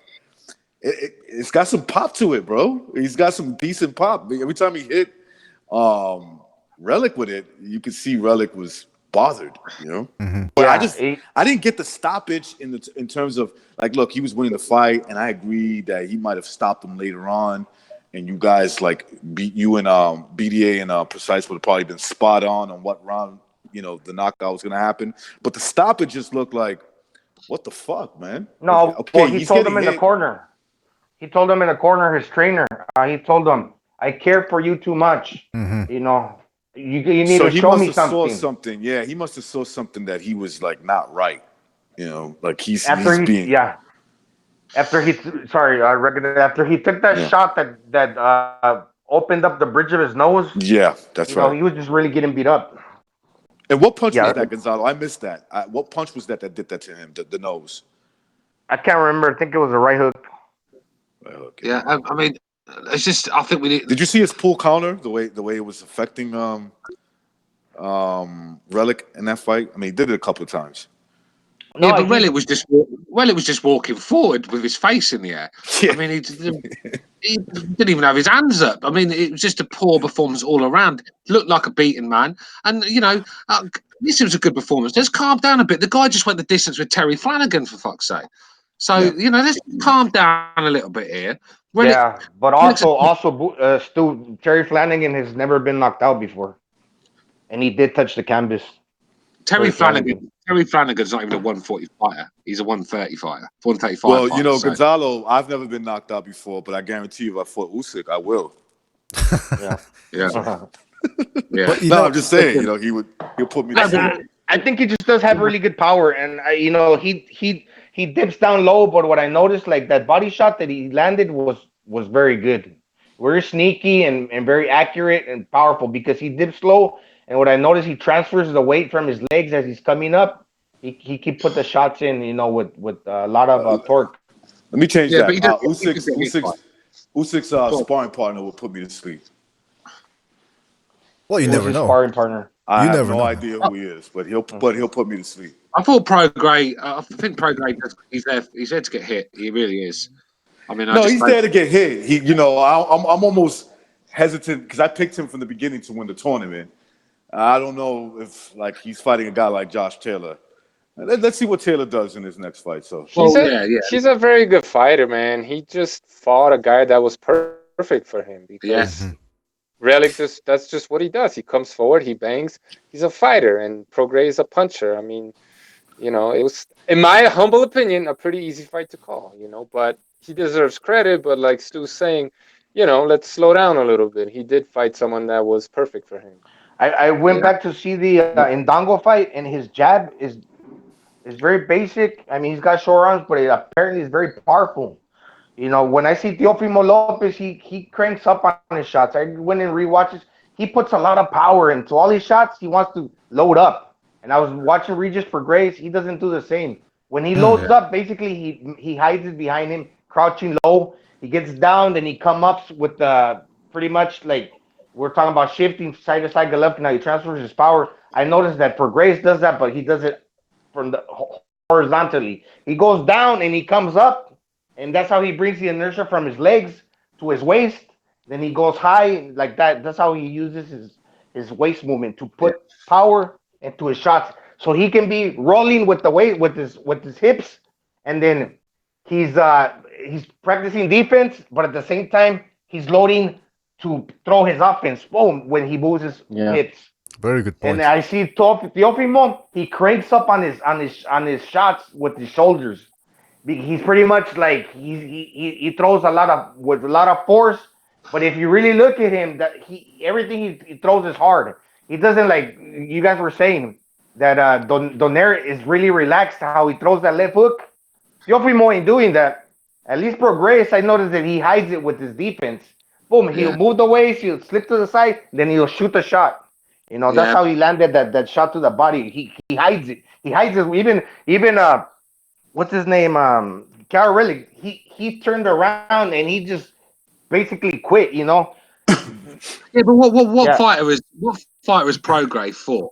That's going to bring angles. That's going to even throw an uppercut for them. I mean, Terry Flanagan didn't throw no uppercuts, no hooks all night. Just 1-2 straight punch, 1-2. The most predictable ending, right? Relikh was just coming forward, like I said, square on, just throwing ridiculous punches out of range. Ramirez went life and death with Jose Cepeda. Chon Cepeda went life and death with Ramirez. Gonzalo, when Flanagan took him out like in 3 rounds. Yeah.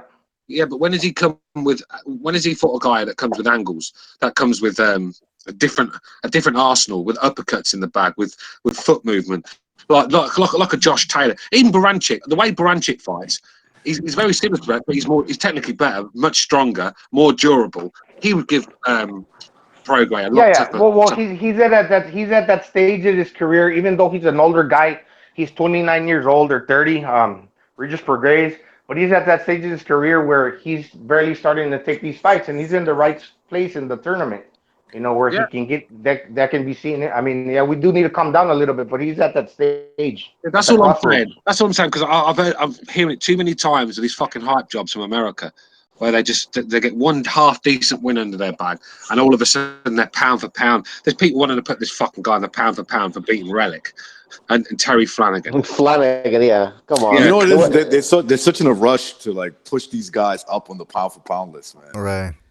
Like especially when it comes to like American fighters and shit. They're like Can we put him number one already? Can we just do it? Yeah, they just want a bunch of the names. LDBC will soon turn off when they realise Prograis' mum's Asian. They'll soon turn off. Oh, Yeah, it's just to me the Oh, she 140 is. pound I was division. wondering he looked mixed. You know? Who Regis for Grace? Yeah, I think Stu Yeah. just said that his Yeah, mother's yeah, Asian. he's Cajun. He's Cajun. Yeah, I remember when I was up in Louisiana. Yeah, he's You from know the Cajun? Louisiana. Asian. What the fuck's What the Asian? fuck is Cajun? Cajun. A Cajun. Yeah, Cajun. yeah. Is it You Cajun? see how he talks? You see how he talks? Like the crocodile hunters that show on National Geographic, or they Yeah, got that accent. it's Creole No, thing. Yeah. Creole. Yes, it's Cajun country. I was stationed in Louisiana. Well, I went there for like a month to train. And one time we went to Mardi Gras, and it was crazy. I remember that experience. Did you get some beats, man? Did you get some beats? Yeah, all kinds of beats, Bucho. And I got laid. But you know, the city was crowded, and every corner smelled like piss. But then between this Redland district, you got like these really nice hotel rooms, which are booked. So I found this girl, you know, it's like she was older, and I'm like trying to take her to a place, and I cannot find one because these places are really nice, but they're also booked. And the town is just going crazy, and everything is packed. So I took her up the stairwell of a hotel, you know, to the fire escape. Nice. Yeah. And by the way, Gonzalo, So I've was there- actually been with two girls at fire escapes, with Jennifer and with that one girl. Well, don't say names. Don't say names. I got don't two say fire names. escape stories. All right, but don't say names. By the way, when you went into the hotel, was there a transvestite with a taser waiting for you there? Or? Do you remember that? No? All right. Listen, the point is this. Hold on a second. Oh, yeah, okay. The point is, we were talking about Prograis versus... yeah, people are Stu saying that Prograis shouldn't be pound for pound. That's fucking true. No, I don't think anybody here is saying that. That being said, I do want to say regarding Prograis, beautiful head movement. Really hard to hit. It's like Gonzalo said, the guy makes you miss and he makes you pay. He's ready to counter. He's not just trying to stretch things out for 12 rounds. That being said, there's a bit of a problem here when it comes to Prograis. Number one, when you fight with your hands down, if you're not at the right distance, you can get clipped. And I don't know if you guys remember, but here in this Relikh fight, the round ended, I think it was in the first round, right? The first round, boom, bell sounds, and he was too close to Relikh, dropped his hands, and Relikh clocked him with a left hook and sort of wobbled him a little bit. So there is that danger for him fighting with his hands down. Number two, I liked how he boxed against Flanagan, outboxing for 12 rounds, and even dropped him. And against Ndongo, he sort of changed the script a little bit and started coming forward. That being said, when he fought Ndongo, he was coming forward with his hands down, and he was getting clipped to the side of the head, clean. And when he fought Flanagan, and he tried to finish him after the knockdown, he was also getting caught with little sharp little shots. Now, he's lucky that Flanagan's not a hard puncher, and he's lucky that he took out Ndongo in the second round. But now he's going to fight the cream of the crop in his next fight, either Baranchik or Taylor. And Baranchik, he's like Relikh, but stronger and a harder puncher. But he does misjudge the distance sometimes. He's not that skilled. Of course, the other guy is Josh Taylor, who a lot of people might, some people think he might just be the best puncher. I mean, the best boxer in the division. He's 5'10", so I think he's got a bit of a height advantage over Prograis. What do you guys think? Damn, Josh Taylor is a big kid, right? He's 5'10", you just said? Yeah, according to BoxRec. According to BoxRec. I don't know if it's true or not. Right. But if he is, like, especially with his movements and all that, man, he's a weapon there. It's going to be tough to beat. So what do you think? Many people think that he's going to be a problem at 147. No, but for now, yeah, he's one of the favorites. Many are split between him and Prograis. You know, they call, many people consider him the favorite. Josh Taylor. Right. I think it's a great fight, man. I think it's a very, very good fight. And if Taylor gets past Baranchik, as I expect him to, with, flying colors, then I would favor him ever so slightly over Prograis. Yeah, me too, precise. When you look at Taylor... But it's close. I mean, it's close. I'm not trying to say, Prograis pound for pound. I mean, Taylor has... Where's Prograis' postal win? You know what I mean? He doesn't have a win like that. Well, if he beats... I'm kind of, Postal fought this weekend and he won. But, we know Postal's not a hard puncher, right? Yeah, other than That's that, also like a big The, question, you know. the American, forgot his name. The one that Josh Taylor beat in the first round, unbeaten American, weren't it? Abel Sanchez's guy that came and froze on the night. You know, Oh yeah, yeah, yeah. that's a good win. Brain's gone. That's a good win. You know, then you got Ahara Davis, an unbeaten up and coming guy. He battered Ahara Davis, absolutely battered him. So I just think he's probably got better resume than Prograis at the moment. So I think we have to go. You know, it's a 50-50 fight for me. I'm just going to edge towards Taylor. Well, listen. Yeah.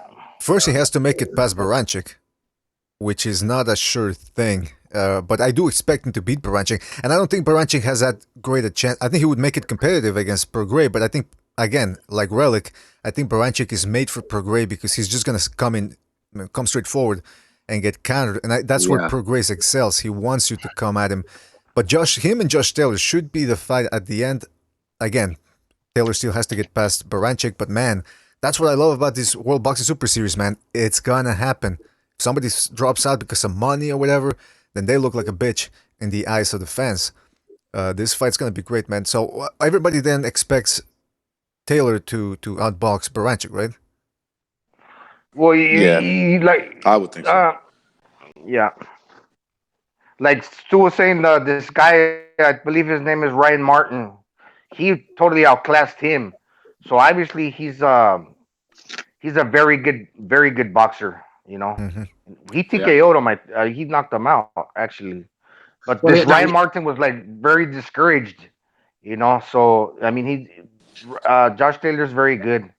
The thing with Taylor, he's very busy, and he piles the pressure on, and he's technically very good as well. So you got to remember, he beat Postel up. It was a good fight, but he dropped Postel. He hurt him many occasions, busted Postel up. Better than Crawford did, that's for sure.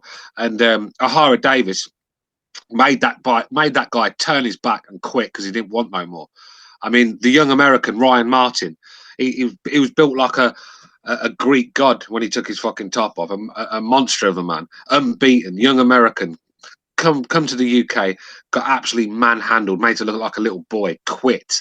I mean, this is what Josh Taylor does to you because he piles it on from all angles. The body work he does takes your soul from you, and I think that might be Baranchik's problem. Too many body shots slowing him down, and then once you slow Baranchik down, he's going to be there for the taking with the boxing skills that Taylor has. But Taylor's very vulnerable to the body as well, so that would be Prograis' chance of winning. If Prograis beats Taylor, it'll be a body shot.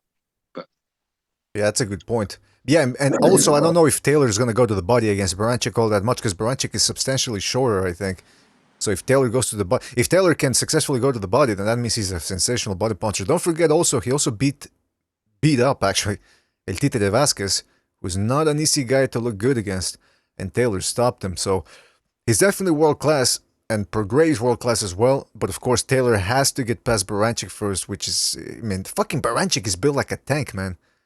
This guy is built like a tank, and he looks like some sort of I know he's Russian or from, not Russia, the other fucking country. What's it called? Belarus. Belarus, yeah. But he looks... Yeah? Okay. He looks like a Nazi SS guard or something. I mean, I don't know. He's got the crew cut and everything, the mean face. He looks like... You know the game Fight Night Champion 4? He looks like that Isaac Frost at that game, don't he? He's a monster of a man, and he's tough. he's a lot tougher fight than Relikh, and he's gonna cause problems for Taylor. I don't think Taylor's gonna have it all his way. I think he's gonna be under pressure, and he's gonna have to use his boxing skills because Baranchik's gonna come forward. He's gonna be eating shots, but he's getting his own off as well. Mm-hmm. Yeah, that's I think. I mean, but whatever happens, man, it's great that we're getting the best fighting the best. Of course, there's still Ramirez at 140, who isn't part of the tournament, but he is one of the best junior welterweights, and he did struggle against Zapata. Was that? No, continue, BD. I'm sorry. Well, no, I was just going to reiterate your point that he struggled against Cepeda in his last fight, but it wasn't. I have to rewatch the fight, but some people were saying, "Oh, Cepeda schooled him." You know, he didn't fucking outbox him comprehensively enough to say, "Yeah, he schooled him." By the way, for people asking if they can get on the hangout, we're gonna end it very shortly, so we'll catch you next time because we do have again next episode. We are gonna be talking about the Canelo Jacobs fight that's going to be taking place. Bucho, I suspect, is going to be doing a show on Friday as well on the eve of the fight. I mean, I'm not promising anything, but I'm pretty sure Bucho has something planned. Yeah, I'll do another show. Yeah. And so just to reiterate the point that these fucking junior welterweight fights were very good, man. And the 118-pound tournament looking to shape up pretty well as well. Did anybody, just real quick, did anybody see the Roman fight? Daniel Roman? No, I just saw the last round. I guess I can't really speak on it. Right. And how about the Jesse Vargas versus Soto fight? Yeah, I did. Bucho got it right on that one. Yeah. He knocked him out. I didn't know we made predictions for that fight, Bucho. No, just Bucho made a comment that he was going to stop him. Which fight? I remember. Vargas versus Soto. Jesse Vargas against Soto. Remember you said he might stop Soto? Yeah, because I said so. Yeah, he sold. Yeah. But you know what? Even for him. Bucho was saying about Vargas, what the fuck can he do at 154? No, but his shoulder, he looks like he's putting on the muscle. His shoulders look broader. Yeah, he does, huh? And he's that right hand. BDA, Is still... can I say one more thing really fast, and not to change the subject really fast about the 140-pound division? Yes, please. Quickly. Yeah, it's just I'm very excited about this division because there's a lot of good fighters, like you said, outside the tournament, like Ramirez, Maurice Hooker, Teofimo Lopez is coming from 135 to 140 by the beginning of next year. Then you got Mikey Garcia, which nobody wants to talk about, but he's a legitimate fighter at 140. So, I mean, if the welterweights are not giving us the best fights, then these junior welters will. That's right. That's all. No, that's a good point. Mikey's the lineal champ, guys. Oh, come on. He is. yeah, he is. Yeah. No, he's the lineal champ at 140. Who'd he beat? Yeah, he is. I know it's fucked up, but he is. Who did he beat to become the lineal? Are you joking, right? The Russian. No, it's true. The Russian was number 2 contender, Lipinets. Oh, come on. He was the number 1 contender. He won, yeah. Based on which rankings? So I know. Crawford was the lineal champion. He vacated, basically, because he bounced. He left. Yep, and because Lipinets was his number 1 contender, he became the number 1 guy, and Mikey, I guess, was number 2 because he beat bum-ass Bronner. Yeah, but are you the rankings? The rankings that you're talking of. The rankings that you're talking of. Are they from an alphabet organization, or are you talking from ESPN? No, these are like what everybody basically agrees on. Well, who had Lipinets? Who had Lipinets number? They had Lipinets number 1. I don't remember that. Well, no, Lipinets was number 1 contender to. Because Crawford technically cleaned out the division, so there were no champs left, and Lipinets was the next guy in line to fight Crawford, so he was automatically. It's politics, a lot of it, you know what I mean? And it is what it is. Mikey's the lineal champ at 140. You can't deny him that. Have Mikey fight the winner of the World Boxing Super Series. I agree. And I just want to say... He might do that.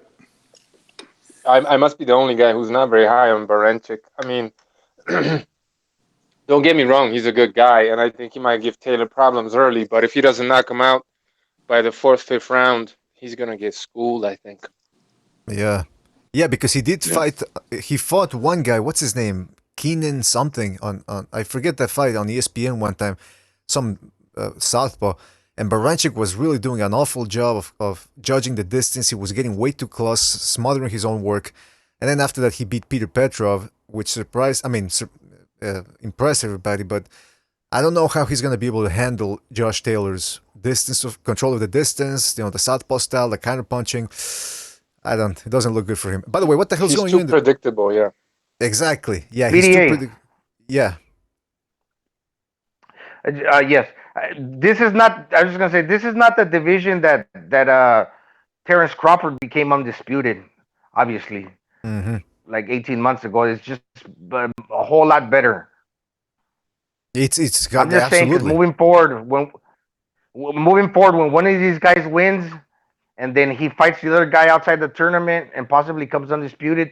And in the future, he moves up to welterweight. Like, say, for example, let's say Taylor wins it all. Then he beats Ramirez. There's a conversation where his resume would be a whole lot better. I mean, I know this is just hearsay now, but it could come to fruition that they're gonna have to consider this guy, pound for pound, whoever wins it and takes over, and moves forward to the welterweight. It's possible, man. It's a great division. It's a great division that's finally got together. And 2 years ago, after Crawford left, or more than that, whatever, people were saying that it was a desolate division. But it's good, man. It's good. And by the way, Bucho says he's gotta go, so we gotta go. But I mean, not Bucho, but the consensus is that we're gonna get it 2 hours, so we're close to that. So we do have to go. Stu fucking taking it out on people in the chat room. I don't know what the hell's going on there. But thank you everybody for joining us. Like I said, midweek we're probably gonna do another show. Worst case scenario, Friday on the eve of Canelo Jacobs, and we're gonna get some predictions. No, we will do a show. We will do. It's not probably. Yes. We will do a show. Okay, and we're gonna get the predictions. So start thinking about who you're gonna pick for that one, and let's. Keep I was a little off. I plan to make up for it this week. I was a little off. Yeah, man. Stop hitting the palm of your hand and start making some good predictions, man. Can you hear this? Yeah, you hear that? You hear that? You hear that? That sounds like you're smacking like, your own. Jenny Diaz ass or something. Yeah. Sounds like you got no furniture in the house, bro. It sounds like. Oh man. I'm in my basement. Man. Nah, man. You're what do they call when it's somebody moves in? A mustard jar there. All right, so I want to give a shout out. There's no furniture in the basement. Yeah, you're squatting in an abandoned building or something probably. All right, listen. I want to give a shout out to everybody that showed up for the hangout. I want to thank Stu, Recognize, Gonzalo, Precise. Thank you guys for joining us. Everybody else that couldn't come in or too late. Peace, everybody. See ya. Okay, stop doing that, man. And who else? Oh yeah, so everybody that didn't make it to the hangout today, we'll catch you next time and start, like I said, start working on your predictions. Same goes for the people in the chat room. I want some fucking predictions, all right? So I want to give a shout out to the Quags. She coming over. Bucks, Bay Area, California, Turlock, Neto, Harker Mustang, Virtuoso, Big Head, Rod, Cacciello, give me my fight, Virtuoso. Alright, this thing is going very slow. What the hell? Alright, Alex Tancado, Stu was in there as well, Jason Bourne, Harker Mustang, who else? Magic Man, God of War, Jewish Fight Fan TV, Overhand, Triple J, and everybody else that I might have missed. You guys know who you are. Thank you for joining us. Thank you for listening to us. We'll catch you on the next one. Have a great weekend. And take care out there. I'm sorry, I don't mean to offend you. I'm disappointed in every one of you. I kiss you on the mouth. No, I'm not cool with that. I'm sorry.